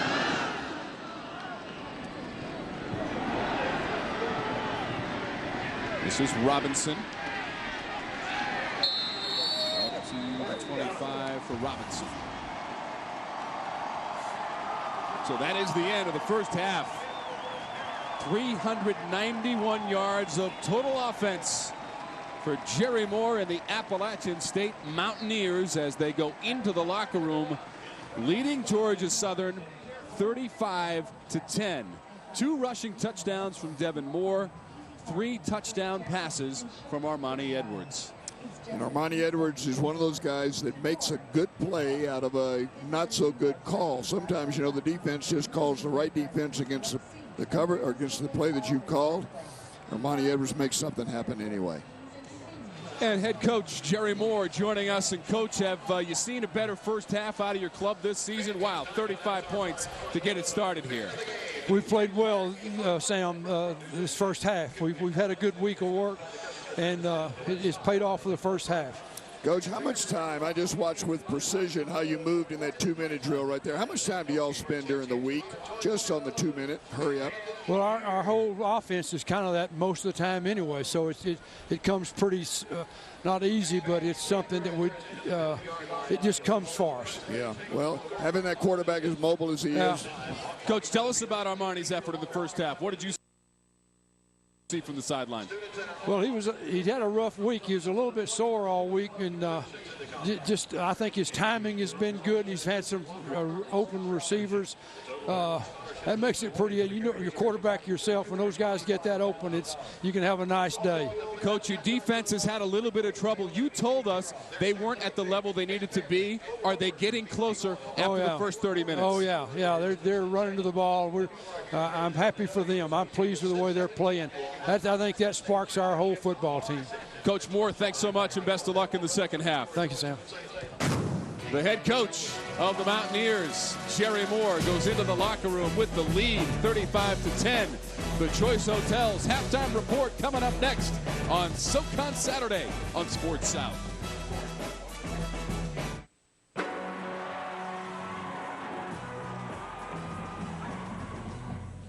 Welcome back to the Choice Hotels halftime report. Appalachian State with a 35-10 lead over Georgia Southern, the number 9 team in the nation, has the lead at halftime here at Kidd Brewer Stadium. Tom Wormy along with Sam White, who will join us momentarily. But the last time these two teams played here in Boone, North Carolina, App State came into the game with a 30-game home winning streak. But in 2007, it was Jason Foster and the Georgia Southern Eagles. How about Foster? 56-yard TD run. Lamar Lewis from 15 yards. Trey Elder to Hans Badishon for a touchdown. They went back and forth. And this is Armani Edwards trying to get that first down. He comes up short, and Georgia Southern won it 38-35.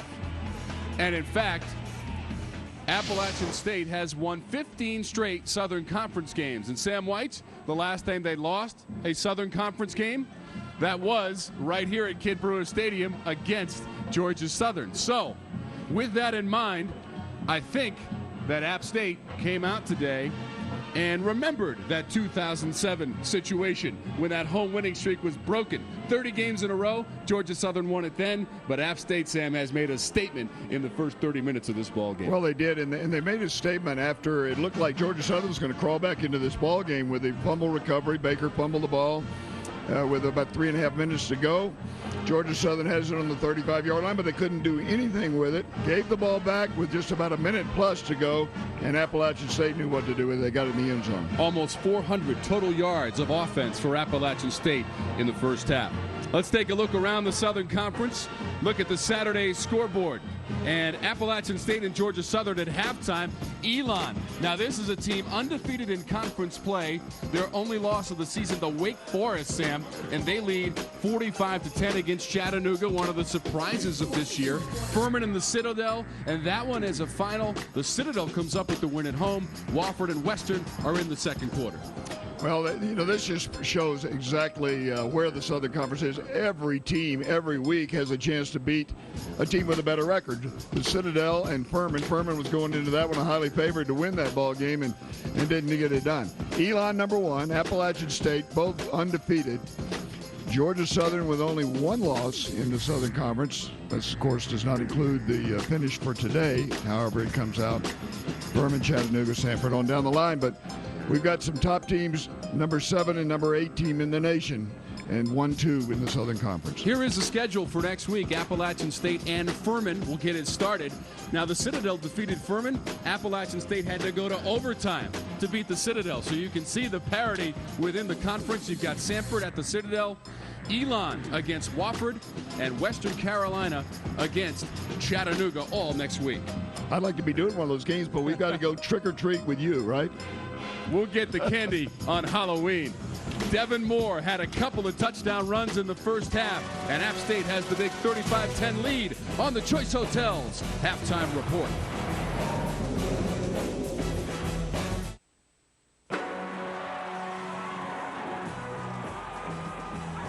Welcome back to the Choice Hotels halftime report from beautiful Boone, North Carolina. It's halftime between Appalachian State and Georgia Southern.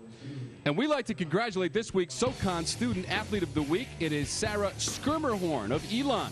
The junior from Colfax, North Carolina, led the Phoenix to 2 conference wins, totaling 30 kills, 5 service aces, while hitting over 35%. In the classroom, Sarah holds a 3.99 GPA while majoring in economics with a minor in accounting. Our congratulations to the SoCon Student Athlete of the Week, Sarah Skirmerhorn. And joining us here at halftime is the athletic director here at Appalachian State, Charlie Cobb. Charlie, thanks so much for spending some time with us. Boy, what a change here in Boone. Tell us about these beautiful new facilities with the centerpiece being here at Kid Brewer Stadium. Well, I think, any of us involved in college athletics, the number one thing we have to do is be involved with the student athlete experience. And certainly, we talk a lot about bricks and mortar, in our case, a little bit of metal. But at the end of the day, we want to provide the best we can for our kids and our coaches while they're here in Boone and enjoying Appalachian. And obviously, we're very proud of what we've been able to accomplish, and really, we think it's going to add a lot to the athletic experience here. $50 million overall, though, for all of the athletic sports. Football moved out of its old offices, but that provided some room for some of your other sports. So really, the ripple effect is being felt throughout the school as we take a look at some of the brand new facilities here at Kid Brewer Stadium. The thing that's been really important, obviously what Coach and these guys have done for this university the last several years has been tremendous, and certainly we want to take advantage of that opportunity. But as you look around the pictures and you see, we feel like we've got first-class facilities that compete with anywhere nationally. We've obviously been able to help our other teams have locker rooms, the basic necessities, and I don't think we really went overboard with anything that we've done to where somebody would think maybe it's a little too grandiose. It kind of answers the question about the importance of athletics here at Appalachian. That's what 3 national championships and 4 straight SoCon championships will do for a program. What will also help is an All-American quarterback in Armani Edwards, who has succeeded beyond belief on the field, but also he has achieved great things in the classroom here at Appalachian State as well, Charlie. It's one of the things about Armani. Obviously, everybody knows his abilities on the field, and he's certainly a leader. He's a great player. But one of the things that Armani's going to do that just, frankly, it boggles everybody's mind here, he'll graduate in December, which means he graduates in 3.5 years, and less than 3% of the Appalachian student body graduates in under 4 years. And so for him to be able to do what he's done academically, what he's done athletically, and handle the pressure, I think, of being a great player in a small community, it's just been a tremendous testament to the kind of kid that he is. Tell us how Coach Moore has been able to do it year after year, now 21 seasons here in Boone for Coach Moore. I tell him all the time that it amazes me the energy he brings to it. But, we figured out a secret with him. He likes a challenge every day, and I think he wakes step every day with, today my challenge is X, and he adjusts to it. But his ability to relate to these guys, and especially to his staff, is just something that's absolutely amazing. And you realize why he's had the success that he's had. Charlie, thanks so much for having us today, and enjoy the rest of the ball game. Back on the Choice Hotels halftime report. Appalachian State with a 35-10 lead at halftime over the Georgia Southern Eagles as they renew the rivalry here in 2009. In fact, the last two games between these two teams decided by just 4 points. We have not had that kind of game so far today. Armani Edwards over 300 yards passing and 3 touchdown passes for Edwards, Sam. I'd like to answer back, but these games always end close, and this one could come right back to it. But the way Appalachian State is playing right now and the way Armani Edwards is playing right now, it's just hard to stop it.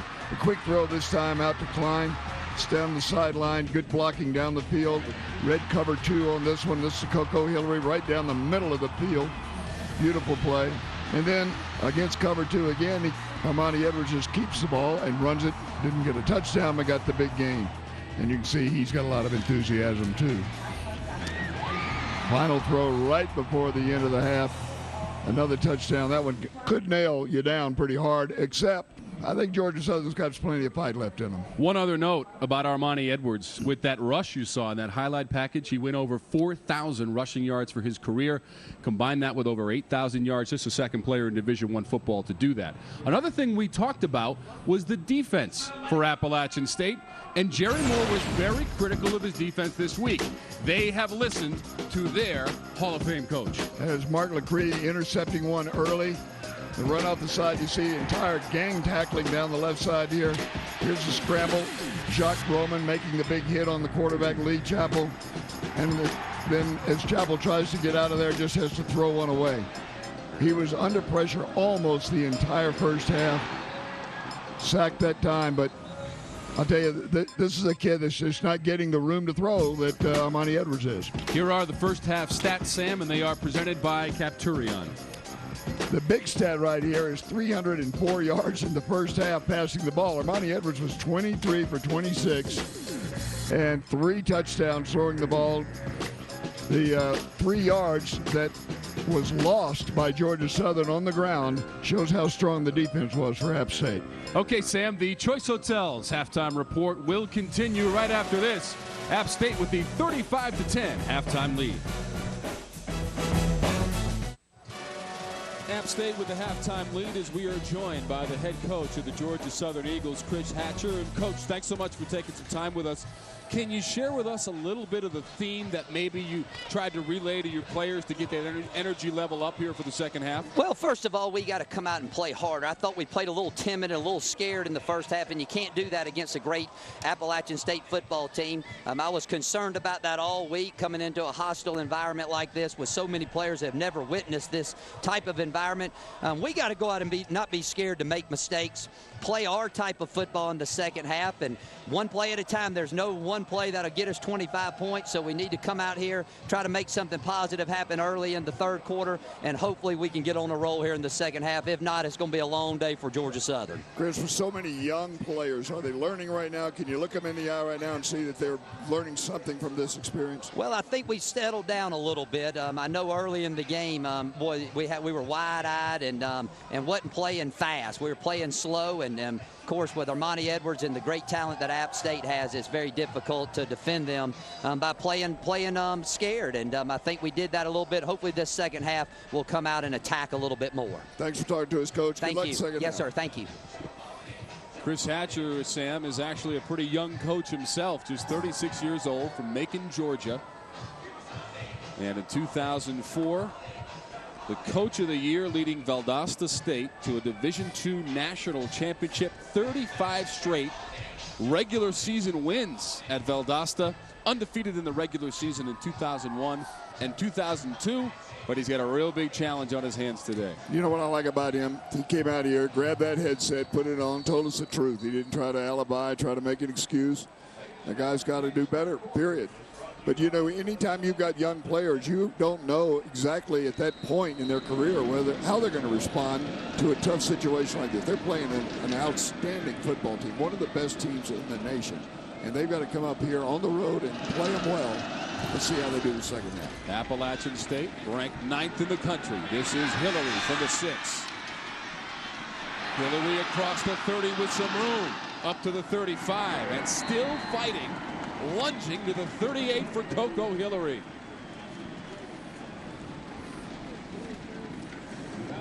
As we look at the first half leaders there, Monty Edwards, of course, throwing for 304 yards, 23 for 29. I think I said 26. What do I know? 3 touchdowns, though. And Coco Hillary leading the way with 7 receptions and over 100 yards. 2 touchdowns on that first half's effort. 32 yards on the return by Hillary. 1st and 10 from the 38. Edwards, Klein, 40. And Klein took on that initial hit from Tavares Williams. K.R. Snipes, sophomore from Alabama, also in on the tackle. Looked like the same play that Matt Klein scored on earlier from the 15-yard line going in earlier in the first half. Coming out doing what they did well the first half. Appalachian State, see if Georgia Southern's got the answers. Yes, Sam. Klein scored in the first quarter. 15 yards on the play. Took a pass in the flat like that and did the rest to give App State a 7-0 lead. They have not looked back. For Klein, that was his first touchdown reception of the season. He is a senior from Thomasville, North Carolina. This is Edwards. The diving attempt is made and caught by Ben Jordan. Ben Jordan listed as a tight end. That time, Amani Edwards comes to the line of scrimmage. They change the play because they see man coverage. Jordan just goes up the field, breaks to the outside. First down throw. Amani Edwards throws that out cut about as well as anybody in college football. Ben Jordan with his 5th catch of the year. His average is 21.5 yards per catch. That one almost picked off. LaRon Scott might have had a chance at it. Incomplete. 2nd down. LaRon Scott saw that one coming all the way. He actually broke on that ball before the receiver did. The throw's coming back inside. Brian Quick, if he doesn't reach his big long arm in there, he's 6'5", he doesn't get that hand in there. I believe that one is intercepted by Scott. Scott played at Butler Community College for but still has 3 years left. Sophomore from Warner Robins, Georgia. Armani Edwards has used 6 different receivers during the course of this game. Fires this one to Quick, who makes the catch into Georgia Southern territory. Again, LaRon Scott in the coverage. That's a 5-yard play, Sam. And again, great protection by that offensive line. Anytime a quarterback is standing in there for over 3.5 seconds, there's a 3-man rush, so they've got good protection. Quarterback buys a little more time getting out of the pocket.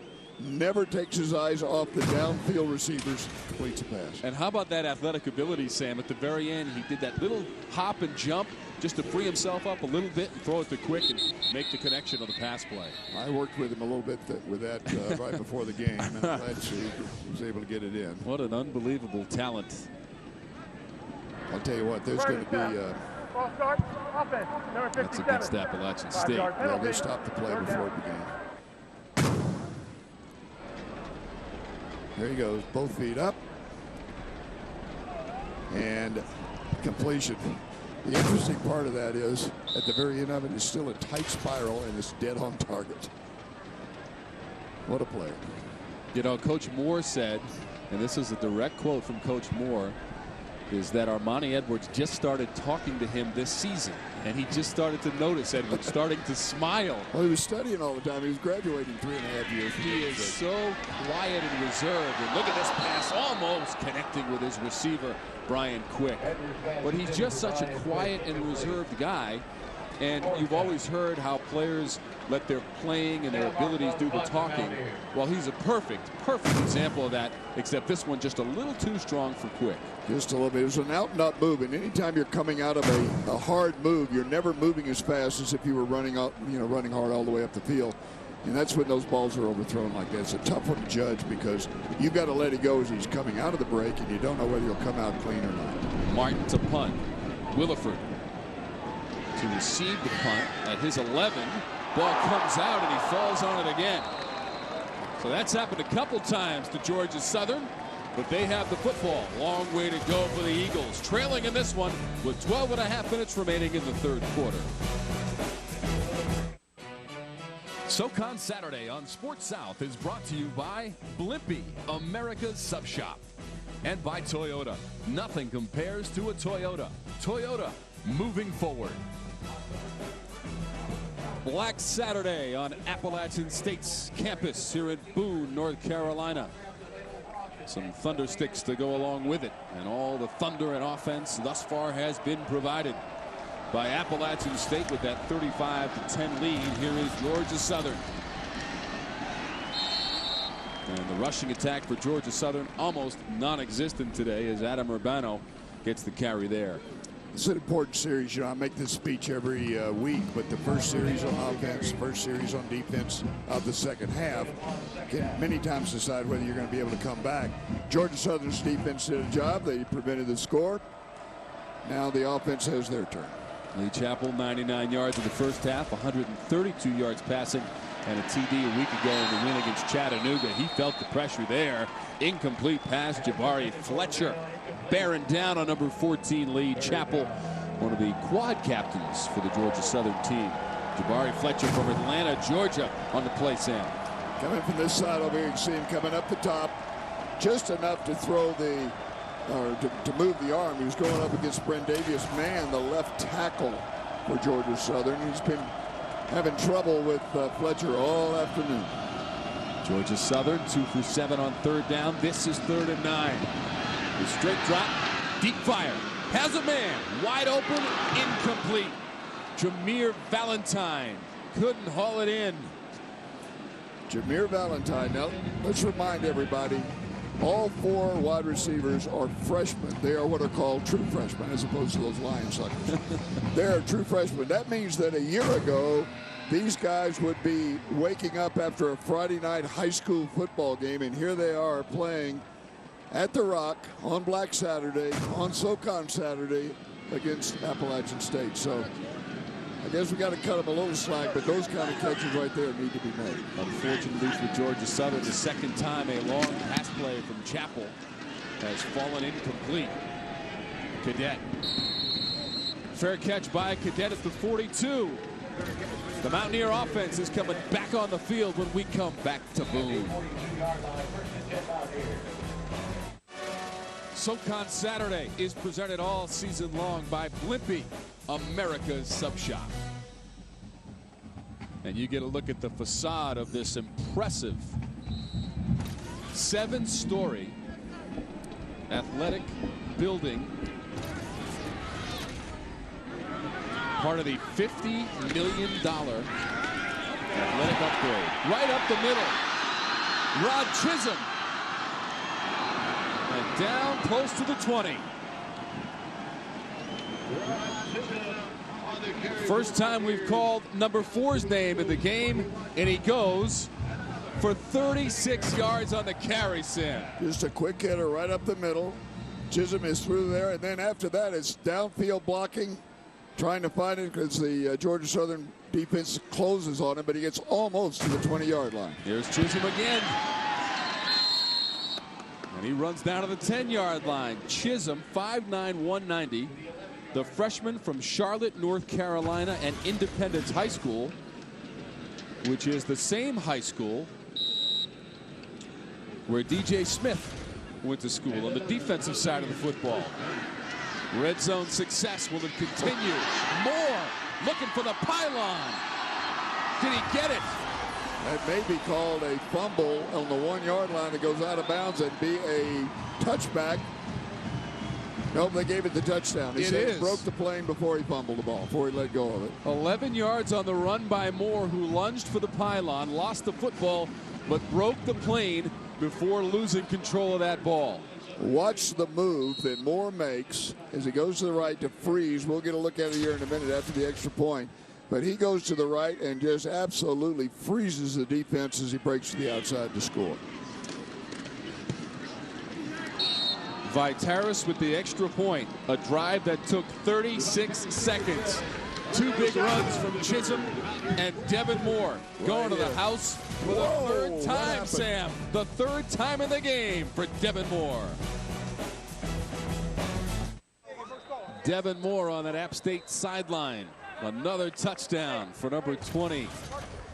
The junior from Mebane, North Carolina, completes the scoring drive. 56 seconds, 3 plays, 58 yards and more with the 10-yard TD run. Rod Chisholm in that drive had 2 carries for 48 yards. Moore now has his 3rd touchdown of the game and 9th of the season. Chisholm is a freshman. Could we be looking at the next Devin Moore up for Appalachian State? I think we might be. LaRon Scott. Robinson with the return.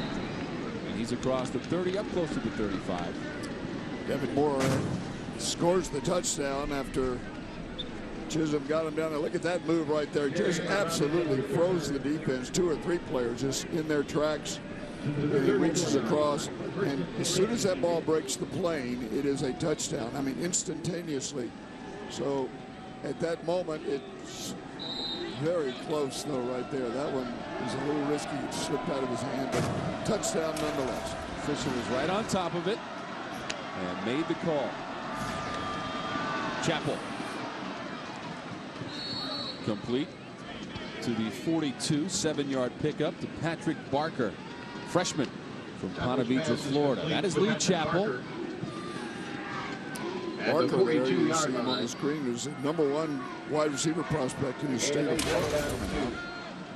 A year ago, decorated high school player, had 81 catches his senior year. Earlier this month in the loss to North Carolina, Barker came up with 5 catches for 35 yards. Pretty good performance for a freshman. Urbano stopped by Jabari Fletcher. And here's the job of Georgia Southern right now, is to just get a good drive going, get a little self-respect back now. They feel the momentum pushing harder and harder from Appalachian State. And even some of the younger players now from App State are going to come in there and get their shot. But they need to get a good drive going right here, get something on the scoreboard, get back into the ball game as best they can. First game of the season against Albany, a victory for Georgia Southern. Lee Chappell went for 259 yards through the air and a couple of touchdowns. This one incomplete. That was a little bit early on the hit. We get a flag. Yep, there's the flag, Sam. Michael Frazier, number 42 for Appalachian State. Frazier is a freshman as well, young player. Georgia Southern doesn't have all the young players out there on the field. You can see he arrives clearly before the ball gets there. Good call by the official. Number 42. There'll be an automatic first down at the spot of the foul. Automatic first down. When a penalty against the defense like that is called. Officials now waiting until the chains are moved and everybody's set. Then the umpire walks away from it and the ball is live. Whether the defense is ready or not, the offense dictates the tempo of the game. Jerry Moore told us that when App State has the ball, they got 3 tempos, each one faster than the other. And each one is working today. Here's Chappell, far sideline. And his man, J.J. Wilcox, couldn't run under that one, number 19. That was a pretty bad miss that time, but that just shows you when you've got young players, they haven't been out there throwing hundreds and hundreds of passes to each other with the timing of the break and the depth of the route and all that goes with it. And you're going to have some like that. Part of this is just part of what's the old learning curve. You just got to get out there and do it, and suddenly it'll fall into place if you work hard enough at it. 2nd and 10 as we approach the 10-minute mark here in the 3rd quarter. Georgia Southern in the white and blue, App State in the gold and black. Complete to the 45. Patrick Barker, 5th catch of the game for Barker. That was a good job by Lee Chappell. He's looking down the field, trying to get the ball down there, and as soon as he realizes he's not there, he drops his eyes. He throws to the short receiver, gets something out of the play. 3rd down and about 6 to go. 2 for 8 in the game for Georgia Southern. Just 6th in the conference in the season. On 3rd down conversions. Need one here. Trailing 42-10. 9.5 minutes to go in the 3rd. Chappell uncorks it. Complete. Urbano. And that is going to be a first down for Georgia Southern. 6 yards on the play and the chains will move. Urbano is one of those guys that can be in the backfield, be a wide receiver, punt returner. Agile football player. Good throw right here. Ball right on the money. Keep him in bounds. Don't pull him out if you don't have to. Urbano, part of the all-freshman team last year in the Southern Conference. This time he gets dragged down. That's Michael Frazier on the tackle of Urbano. We are in Boone, North Carolina, in the shadow of Howard's Knoll. SoCon Saturday on Sports South, Georgia Southern, Appalachian State. Tom Wormy along with Super Bowl coach and former Furman walk-on quarterback and all-conference performer Sam Weich. Would you knock it off? The first ever all-SoCon player at quarterback. First ever in my household. It says it right in the media guide, believe me. My brother was a great quarterback at the University of Tennessee. Let's talk about him for a while. Okay. Sixth play of the drive. Look at the play clock. Almost ran out on Georgia Southern. This one complete? No. Wilcox couldn't contain it. Just looked away. They're just fundamentals. Sometimes you are as a young player, you've caught such easy throws from high school quarterbacks. You get in there and the ball's got a little bit more pepper on it, a little tighter spiral. Take your eye off of it for a second, it gets through you. Another third down situation for Georgia Southern. 3rd and 10 for the Eagles. From the 38 of Appalachian State, Lee Chappell dumps it off. It's complete inside the 30. Tyler Sumner making the catch, and Sumner may have a Georgia Southern first down, and indeed he does. Good decision by the quarterback. You can see him progressing as the game goes along right here. Looking down the field, finds Tyler Sumner as a late receiver. That wasn't his primary look, but he's going through the discipline of the progression of the receivers. Who's my number one? He's covered. Who's my number two? Who's my number three? Where's my guarantee? How do I save a sack? First catch of the game for Sumner produces a first down. Urbano slams into the line for a short game. DJ Smith stops him short. DJ Smith is making his 30th career start today. 64 tackles coming in, leading the team. 3rd in the Southern Conference, almost 11 tackles per game, Sam. And he really is an all-around athlete. In fact, Coach Jerry Moore saw him playing basketball in high school and was more impressed watching him play hoops than he did watching him play football.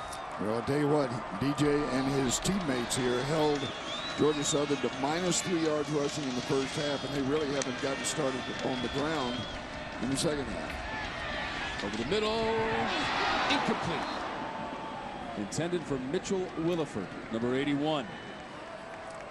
And Dominic McDuffie almost had a chance at it after the tip. And watch, you see there's no safety in the middle, so he's throwing the ball right down the chute. Opportunity for interception or reception. Mark Legree, who got 2 interceptions last week against Wofford, already has 1 today. 3 interceptions on the season for Legree. 13 in his career, 10 last year. Tops in the nation and a school record for Legree. 3rd down. Chappell takes off. First down inside the 15.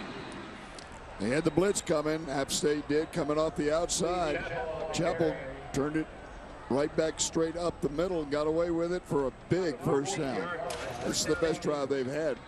Longest drive with a lot of positive things happening for Georgia Southern on this one. Design run by Chappell. Nice call by the offensive coordinator, Rance Gillespie.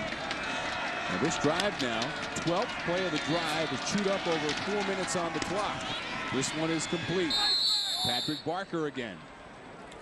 The clock continues to roll inside of 6 minutes, 40 seconds in the 3rd quarter. Barker's a little bit slow getting up from that one. I don't think he's dizzy. I think he just kind of twisted himself. He didn't want to come out. That's what you like to see. Chappell's hit 7 different receivers during the course of the game. And he is now up to 129 yards. He is 16 of 28, 1 interception. Georgia Southern's offensive line playing a little bit better right now than they did in the first half. They're getting better as time goes on. Chappell on the carry. Chappell carries again. Gets inside the 5. led by Cole Fountain, right tackle, right side of that line, actually moving them out there. William Maxwell. Trey Dumman had a outstanding block on the previous play that we didn't get a chance to talk about.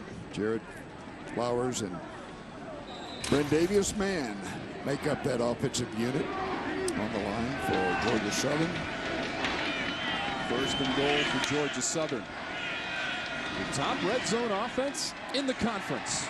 Urbano ridden out of bounds. DJ Smith was not going to allow him to turn the corner. Boy, does that make a defensive coordinator happy when he sees that many people in pursuit. There's no cutback lane. There's no way to get outside. The containment was there. All you do is just push him outside, out of bounds.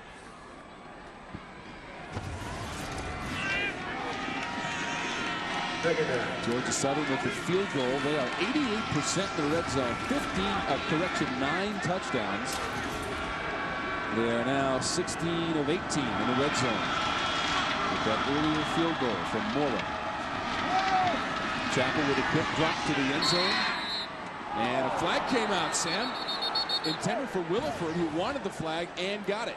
And a first down that comes with the penalty, which will be half the distance to the goal. All that time, that was the first one that I've seen that I would call a careless throw by the quarterback. He just kind of let that one rip. That was high and wide from the beginning.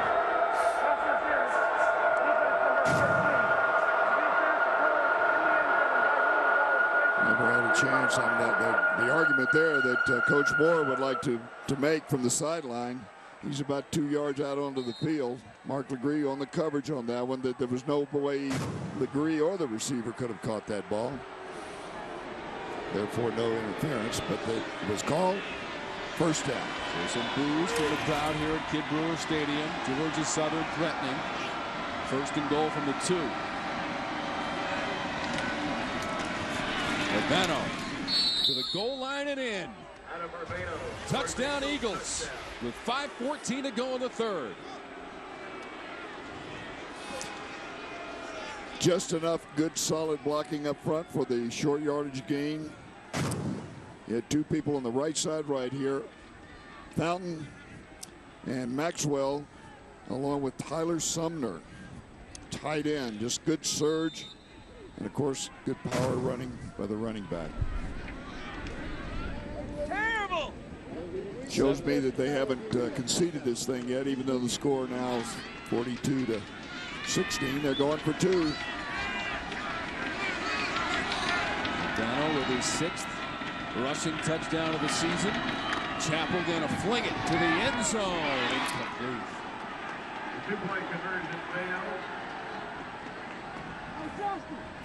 Had a chance that time.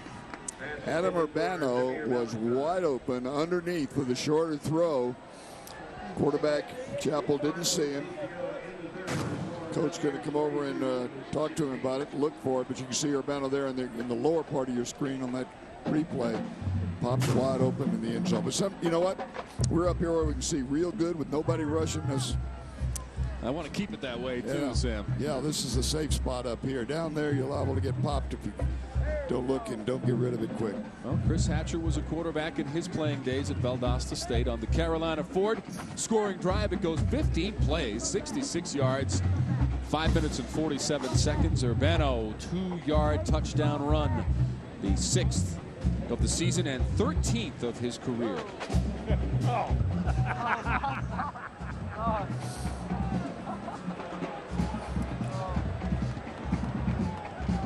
42-16 here in the third quarter. 5 minutes, 14 seconds to go. The road team has won the last 3 games in this series. Last season, App State with a 37-36 victory in Statesboro. Passed for almost 300 yards. They allowed 278 yards rushing to Georgia Southern last season, Sam. And they have tightened up on that during the course of this game. To 17 rushing yards in the game for Georgia Southern. Hillary, 25 and down on the big A. Coco Hillary on the return to the 25-yard line. First and 10 now. Earlier in the game, Number 21, Hudson Presume for Georgia Southern, was injured on a play where he made a tackle and actually forced a fumble. And this is the play right here, Sam. See, there's head-to-head contact, not malicious, just incidental contact. 21 in the white jersey goes down. But we've gotten good news from the hospital that he is speaking, he's talking, he's got movement, and hopefully well on his way back to recovery.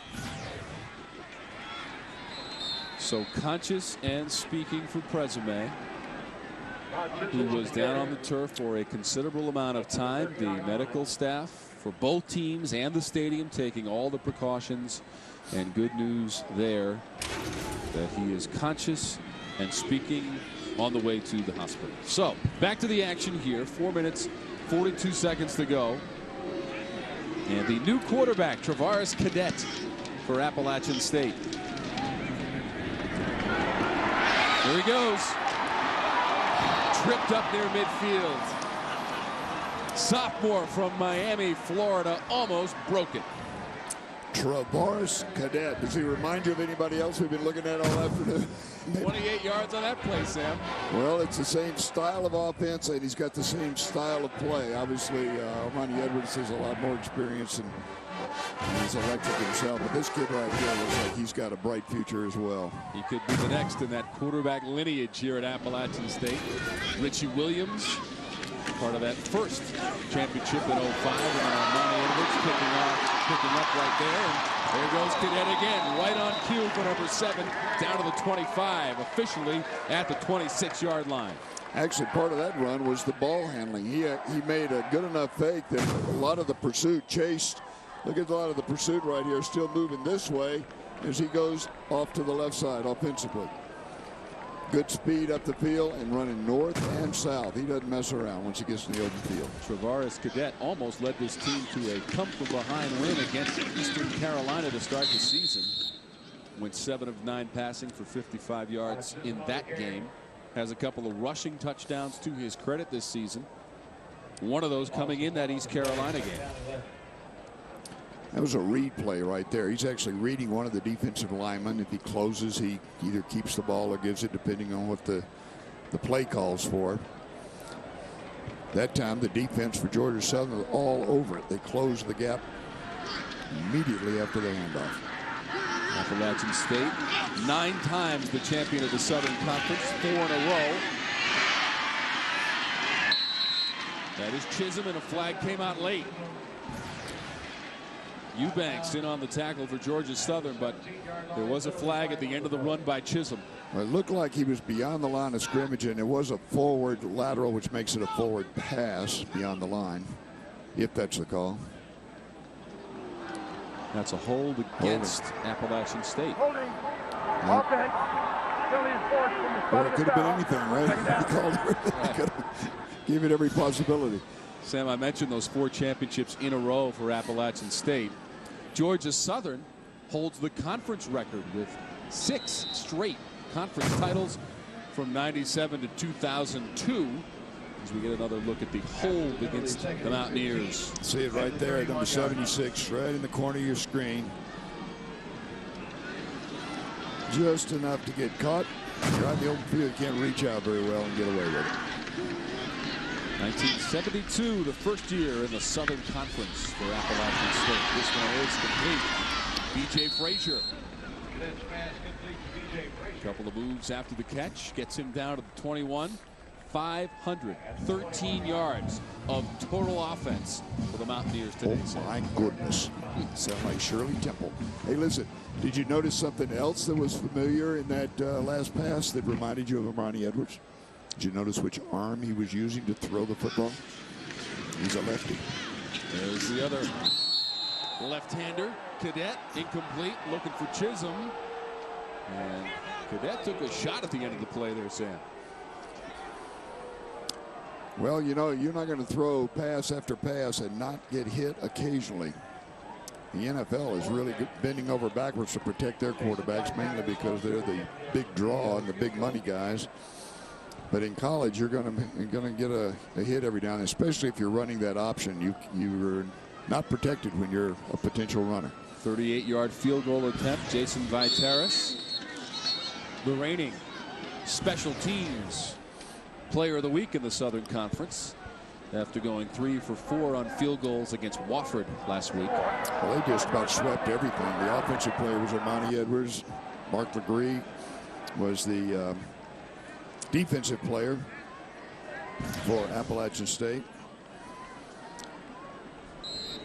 Wofford gave him a scare. Was leading by 14 points at one point in the ball game, and Coach Moore said it was probably good for them. They needed to experience that, come back and win the game late.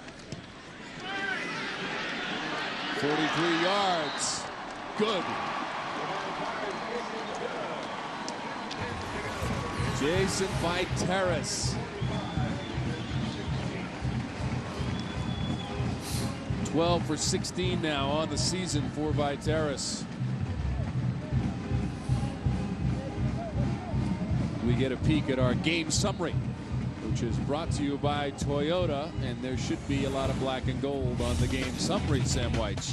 Well, there would be, and look at the size of those numbers under there. Lee Chapel 135 yards throwing the ball, but Armani Edwards 320 with 3 TDs and no interceptions.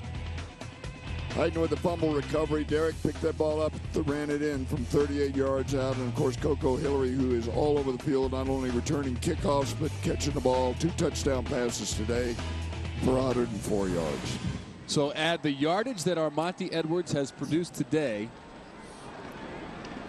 to 1,081 total yards against Georgia Southern coming into the game. All of that combined is the most he has against any Southern Conference opponent in his career, and the numbers continue to tell the story of Armani Edwards, who last year against Georgia Southern rushed for 3 touchdowns, had that game-winning TD with 2.5 minutes to go in Statesboro, and also passed for 176 yards and a couple of touchdown passes against Georgia Southern in the victory last season.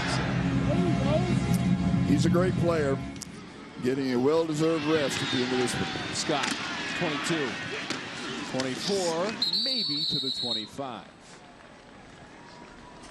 You know, when you were reeling off all of those numbers, I was thinking about earlier in the ballgame we compared Tim Tebow, who is a Heisman candidate again, and of course Armani Edwards is in the running for the similar award, and the numbers match up more in favor of Armani Edwards than they do in favor of Tim Tebow. He's just a special player with a lot of unusual God-given skills.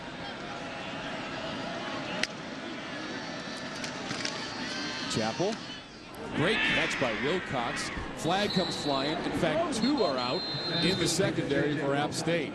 But Wilcox flashing those hands, Sam, and making the grab. They'll take the play on this one. They'll have their choice, and the play will be bigger than the penalty.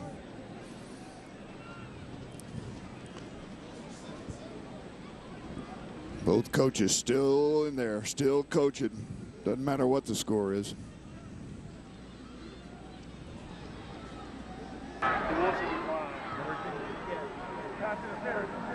Defense number 18, penalty is declined.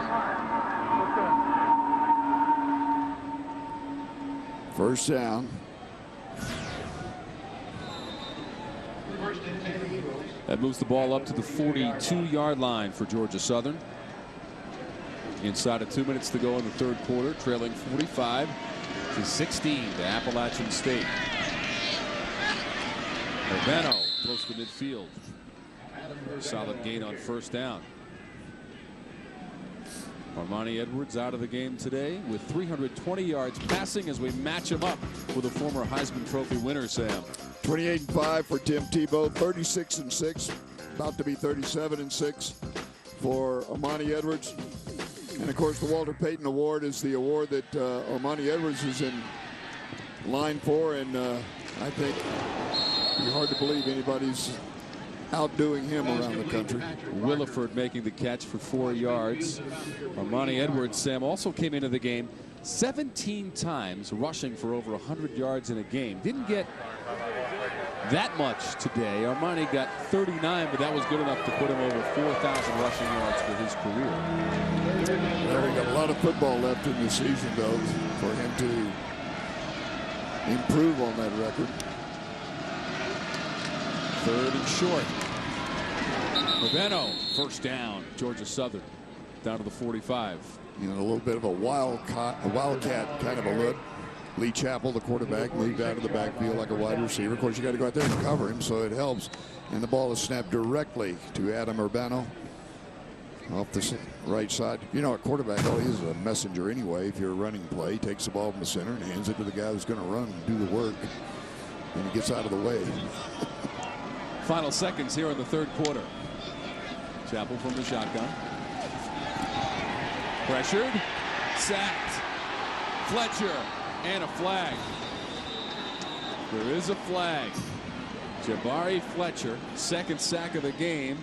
And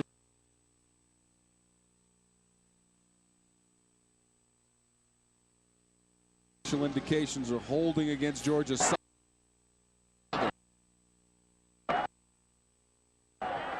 Holding. Offense number 63. Penalty is declined. Stay down. 63.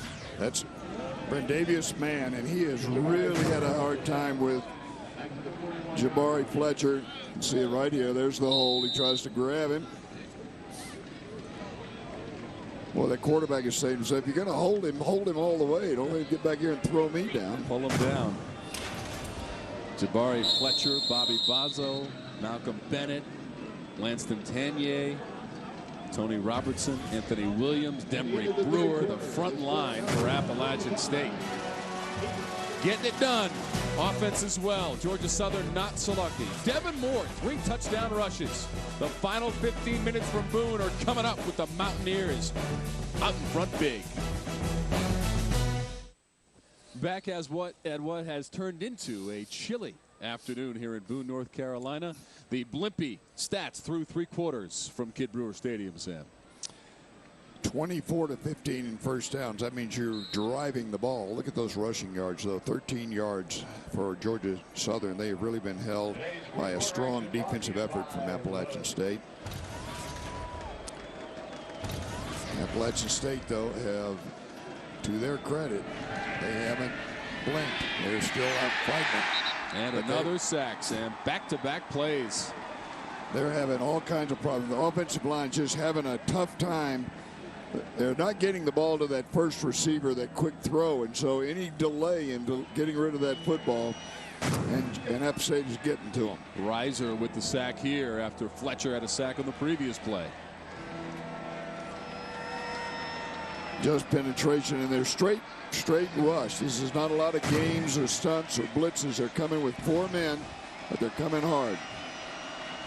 Jabari Fletcher's had the best luck coming off the offensive left side, right off the edge. 3rd and 33. Tipped. Incomplete. McDuffie had a chance at the tip ball as it falls to the turf. Incomplete. Dominic McDuffie has really looked good in practice, enough so that they were going to give him a good look, sharing the duties with Jared Rain. Quickly, Georgia Southern comes out, sets to punt. Smith getting a piece of that pass over the middle. Wesley will let it bounce and roll close to the 20. Georgia Southern downs it at the 18. App State out in front, 45-16 on SoCon Saturday. SoCon Saturday on Sports South is brought to you by Sherwin-Williams. Ask now, ask how, ask Sherwin-Williams. By Geico. 15 minutes could save you 15% on car insurance. And by Capturion. Consider yourself captured. SoCon Saturday on Sports South. App State with the football. Cadet up the middle. Crosses the 25 to the 26. 8 or 9 on the first down pickup for Cadet. Cadet's just making that quick fake. Excuse me, Tommy. He's making that quick fake just to freeze the linebackers, and then he is picking his hole. It's more of a zone blocking scheme by that offensive line. So again, Armani Edwards out of the ball game. 26 of 34. 320 yards passing. 3 touchdowns through the air, including a 53-yarder to Coco Hillary. There's a little pitch. Chisholm up to the 30. Sam, couple of notes on a couple of other receivers for Appalachian State. Matt Klein had 10 catches for 102 yards. The 10 catches, a career high for Klein. Also a TD grab, his first of the season. And for Coco Hillary, 7 catches, 104 yards. That total a career high for Hillary, and 2 touchdown grabs. It's been quite an offensive week, because if you go back to last Saturday, App State went over 600 yards of total offense, and Brian Quick and Devin Moore both had career highs in yardage for receiving and rushing. And here you see what these two guys have done today. Right, over 200 yards. You know, sometimes you just get into a rhythm. You get into sync, and everything seems to work. Of course, there are other days you come out there and you can drop the ball and miss the ground. So there's things that happen right and happen wrong. But I'll tell you what, Appalachian State has put on a show for us today and last week against Wofford.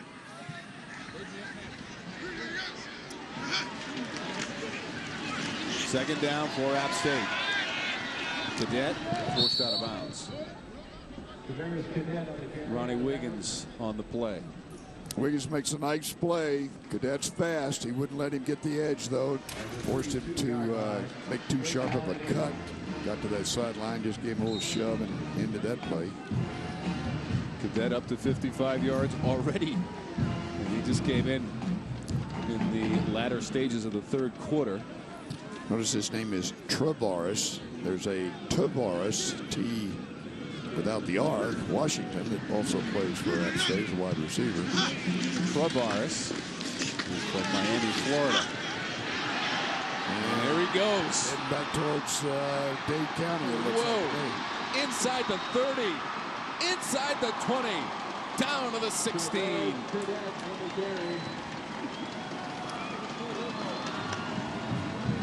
Not only a terrific run, but some outstanding blocking down the field. That was Washington. We just talked about Tavares Washington. I knew he was going to do that. That's why I brought his name up. It's got a little something going there. Oh, ball comes out, but it was after the tackle. 51 yards on the rush by Cadet. He's off and running again. Look at him go to the corner. Is he even looking for a play, Sam? No, that's just a snap sweep. it to me and let me go. Yep, that's just a sweep play. And that time, Sherman Holt, who's playing center, got the key block to get him started. They got a lot of their backup offensive linemen in there now. The Acatelli and Mills and Irvin, Ruff, Fry, getting a little bit of a break. Some of the backup players are in there. We'll get you, see if we can identify some of them, because they're blocking this as well in this drive anyway, as we saw the entire first half and third quarter. Cadet again, 7th carry of the game. He'll get maybe a yard there. He's up to 118 in the game for Travaris Cadet. 4-yard line. Sam, if App goes on to win, and it appears that they will, up 45-16, 11 minutes to go in the fourth quarter, they will start the SoCon schedule 4-0. They have started 4-0 in the SoCon 4 times previously, and each time they went on to go undefeated in league play, including last season when they won their 4th straight Southern Conference title. You know, Coach Board mentioned to us about the health of Devin Moore. He's healthy this year.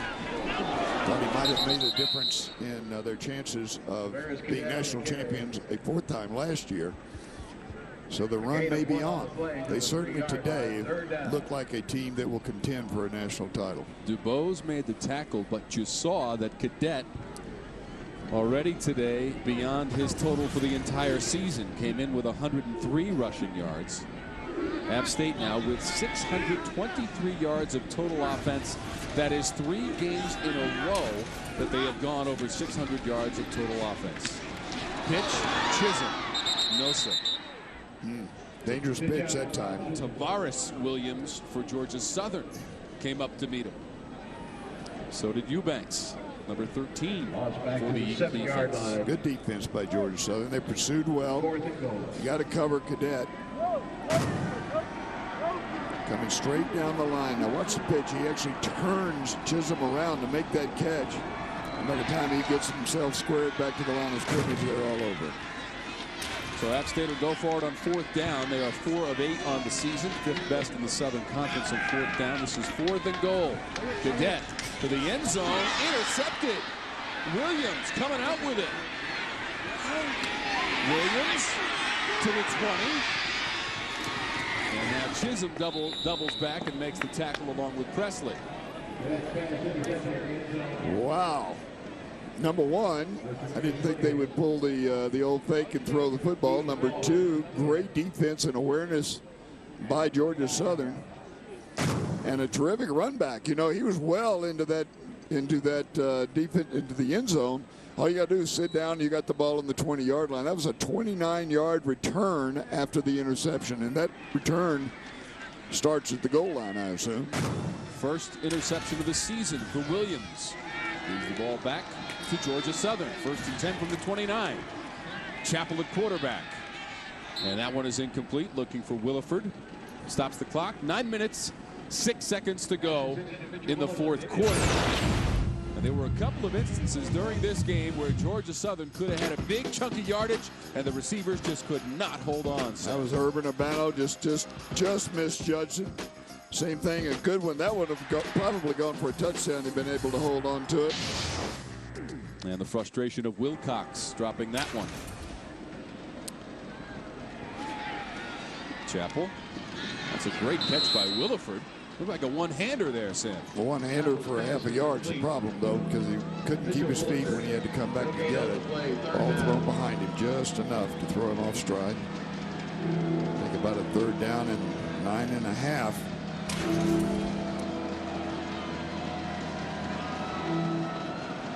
Georgia Southern still going at it, and with a 2-minute tempo. Coach Hatcher doesn't want them to concede anything. Chappell's going to run. Knocked down by Gilbert. And Kimbrough, 33 for App State. 4th down, normal situation, you would punt the ball right here. You're in your own territory, but the game is 45-16. Nope, they're going to bring the punt team out. I thought for a minute there they might just say to heck with it. Let's just see if we can get it. Chappell's thrown the ball 34 times in the game, completed 20 for 156 yards. Not enough on that possession. Presley back to receive the punt at his own 24-yard line. Charlie Edwards gets it away cleanly. Presley, fair catch made successfully at the 25-yard line. App State coming back on the field on offense with 7.5 minutes to go.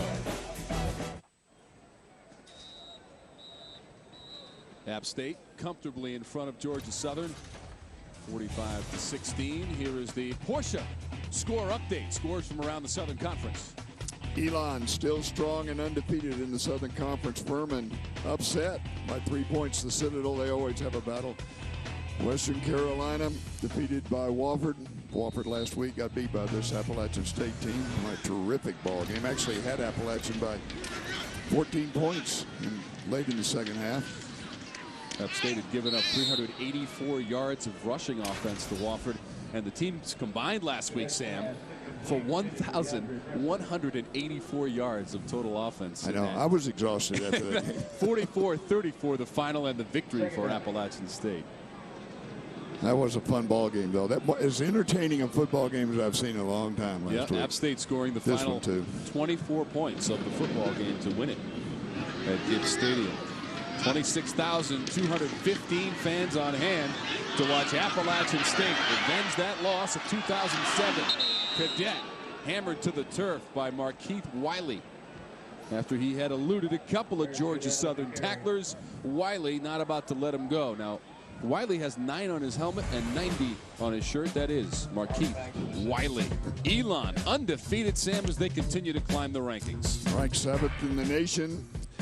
Tide actually has the lead because they play more conference games right now. 4-0, Appalachian State 3-0, but they'll be 4-0 in just about 15 minutes. 6 minutes, 55 seconds left to go in this one. Elon's only loss to football bowl subdivision team Wake Forest. B.J. Frazier racing out towards midfield. Beautiful pass that time. That was one of those touch passes where you lay the ball into the hole in the defense and just wait for the receiver to run to it. 27 yards on the play.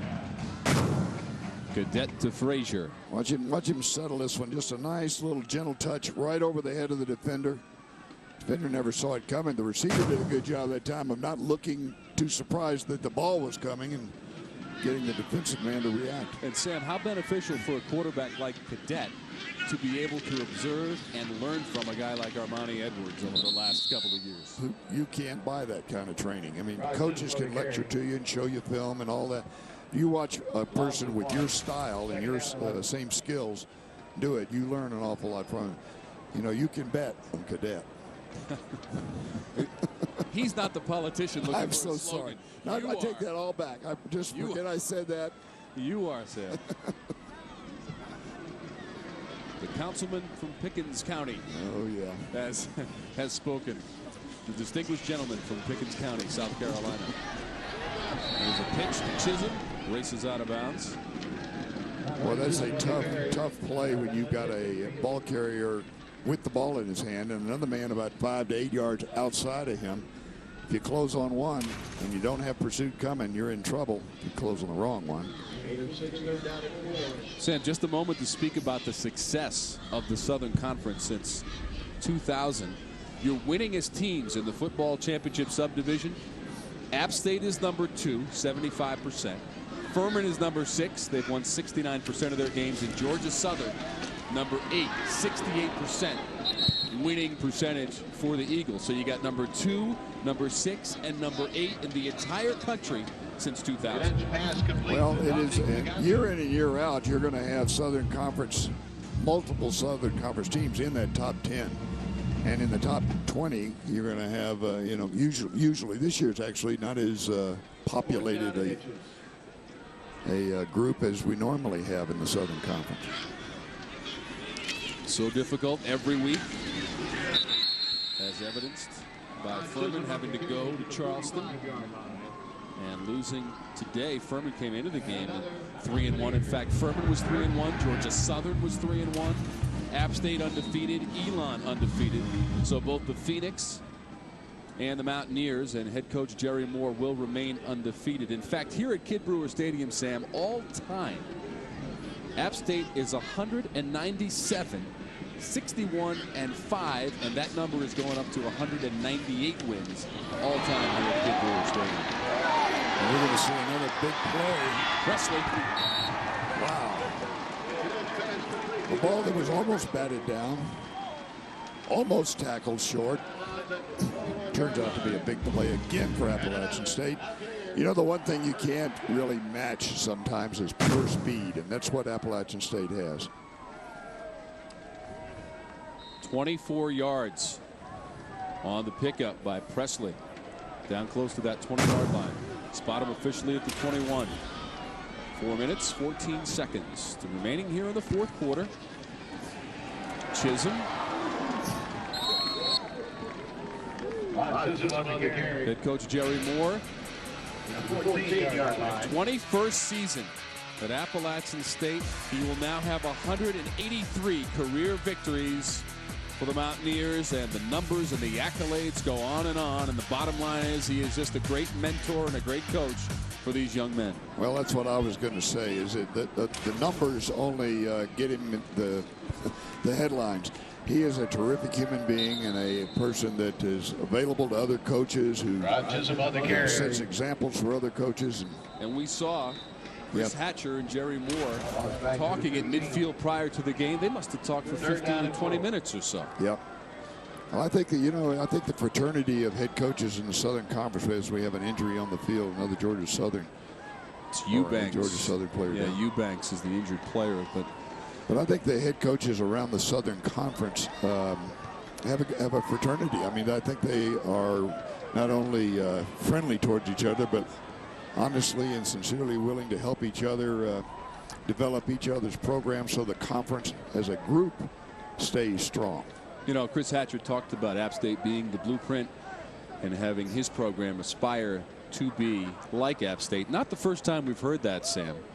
Pete Lembo also said something along those lines, the Elon coach. And there's a good chance these two teams are going to meet in a game right here on Sports South, SoCon Saturday, in just a few weeks. And we could have a couple of undefeated teams in the Southern Conference clashing for that title. App State going for their 5th in a row, Sam, under Jerry Moore, the all-time winningest coach at Appalachian State and in the Southern Conference. 6 times the coach of the year in the Southern Conference. So with Darius Eubanks injured, number 13 in white. Look for number 13 in white, Sam. Right there, he came in late. Looks like his right shoulder. He was clutching the right shoulder. So we will see Eubanks come to his feet and be helped off.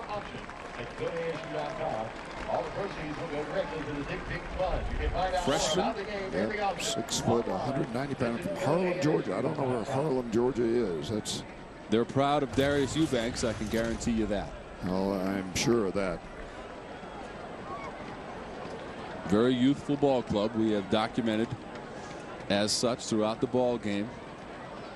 For head coach Chris Hatcher, on the other side of the field, the veteran and the legends here at Appalachian State. His son Chris is the running backs coach, and we had a chance. We ran into Chris on our way into the stadium, and he was worried about this game, and understandably so. But his team came out. What a performance, and look at Cadet to the end zone for the touchdown. You know, there's one thing you can tell about Anthony Wilson with a big block on that to sprint to everything, but you can tell a competitor when he's on the field. And Cadet is a competitor. He doesn't like to just end the game. He wants to score points. 15 yards on the run, Sam, the 3rd rushing touchdown of the season. Great for block. number 7. Yep.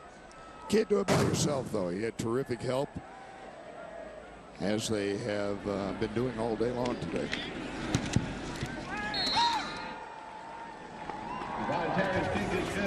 Extra point through, 52-16. Cadet, number 7, to the end zone one more time for the Mountaineers. Back in Boone, North Carolina on SoCon Saturday, as the fans start to populate the streets of Boone. And they will celebrate another victory. The 16th in a row against the Southern Conference opponent for Appalachian State. Flag is out on this return. That's up to 35, but again, a flag came out. And that was Darian Robinson on the return. He got it all the way up to about the 34-yard line, but the penalty be marked off from the point of the foul, which is where the flag is laying, about the 18-yard line. Be half the during the distance return, to go. illegal block in the back, above the waist, number 25. Half the distance from the spot of the foul. First down. So that'll take it back to the 9-yard line on the left hash.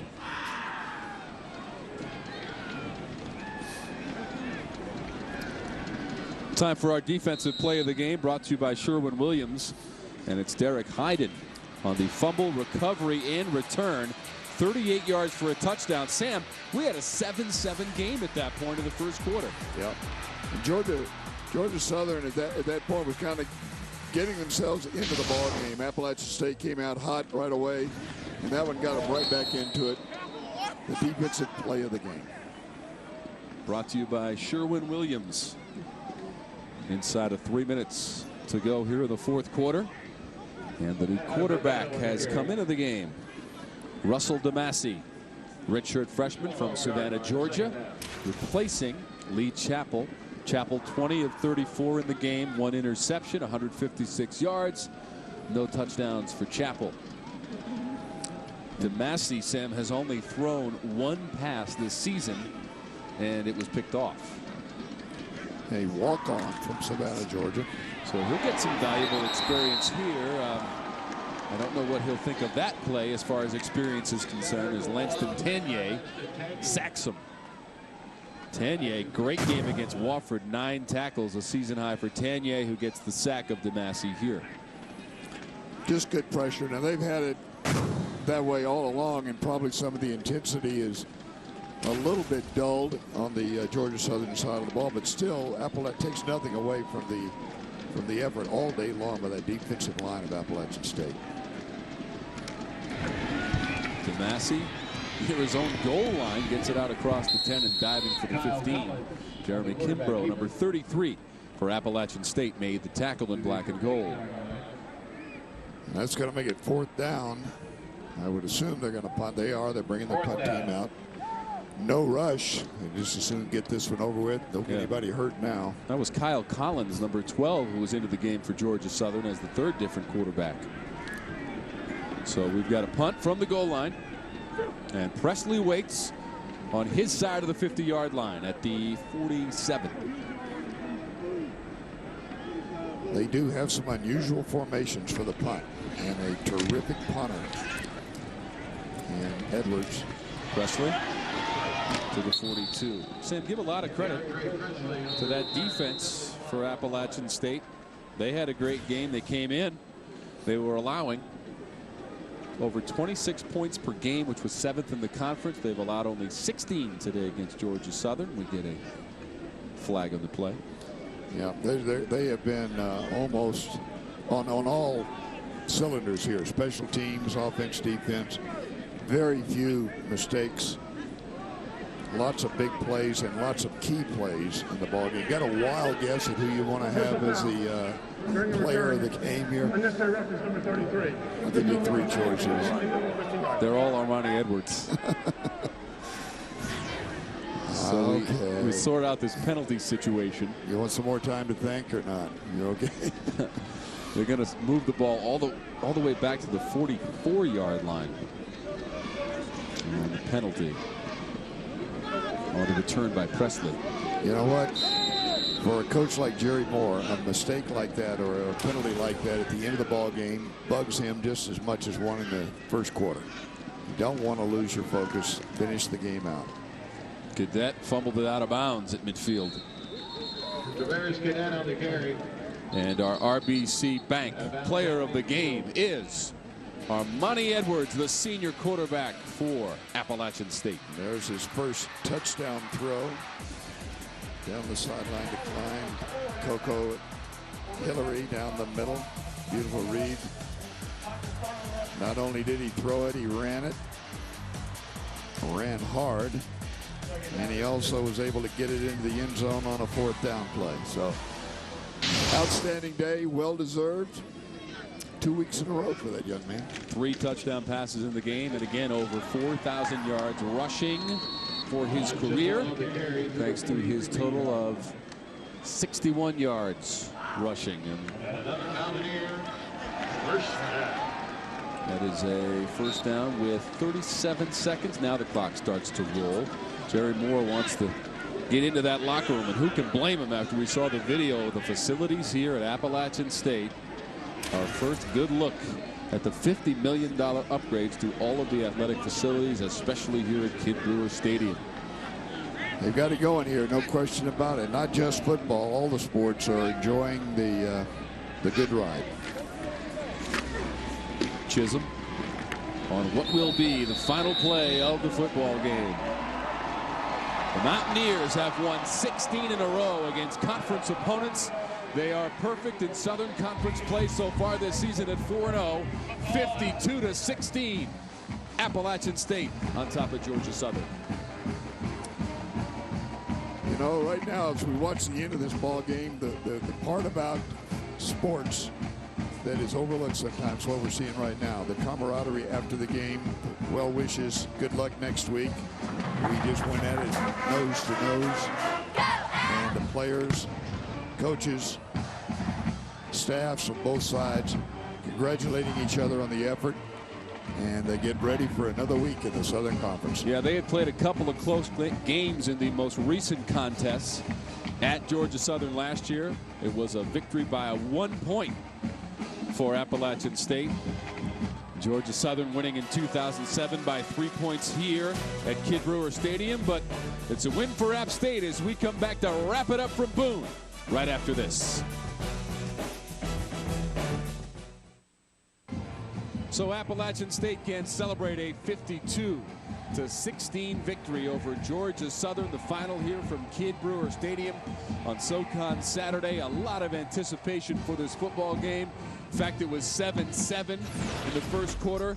But App State's offense came to play, as did the defense, which had been criticized by its own head coach, and they rose to the occasion. Well, they did. That was Mark McCree making that interception. You see basically the entire defense playing that Jock Roman on that last pressure all day long on Chapel. And nothing happening in the running game. In fact, they were -3 yards at the turn. Ended up with a little bit, but not very much. Elon's still undefeated at 4-0. Appalachian State now 4-0. They'll meet here in a couple of weeks. Furman losing today to the Citadel goes to 3-2, along with Georgia Southern at 3-2. Chattanooga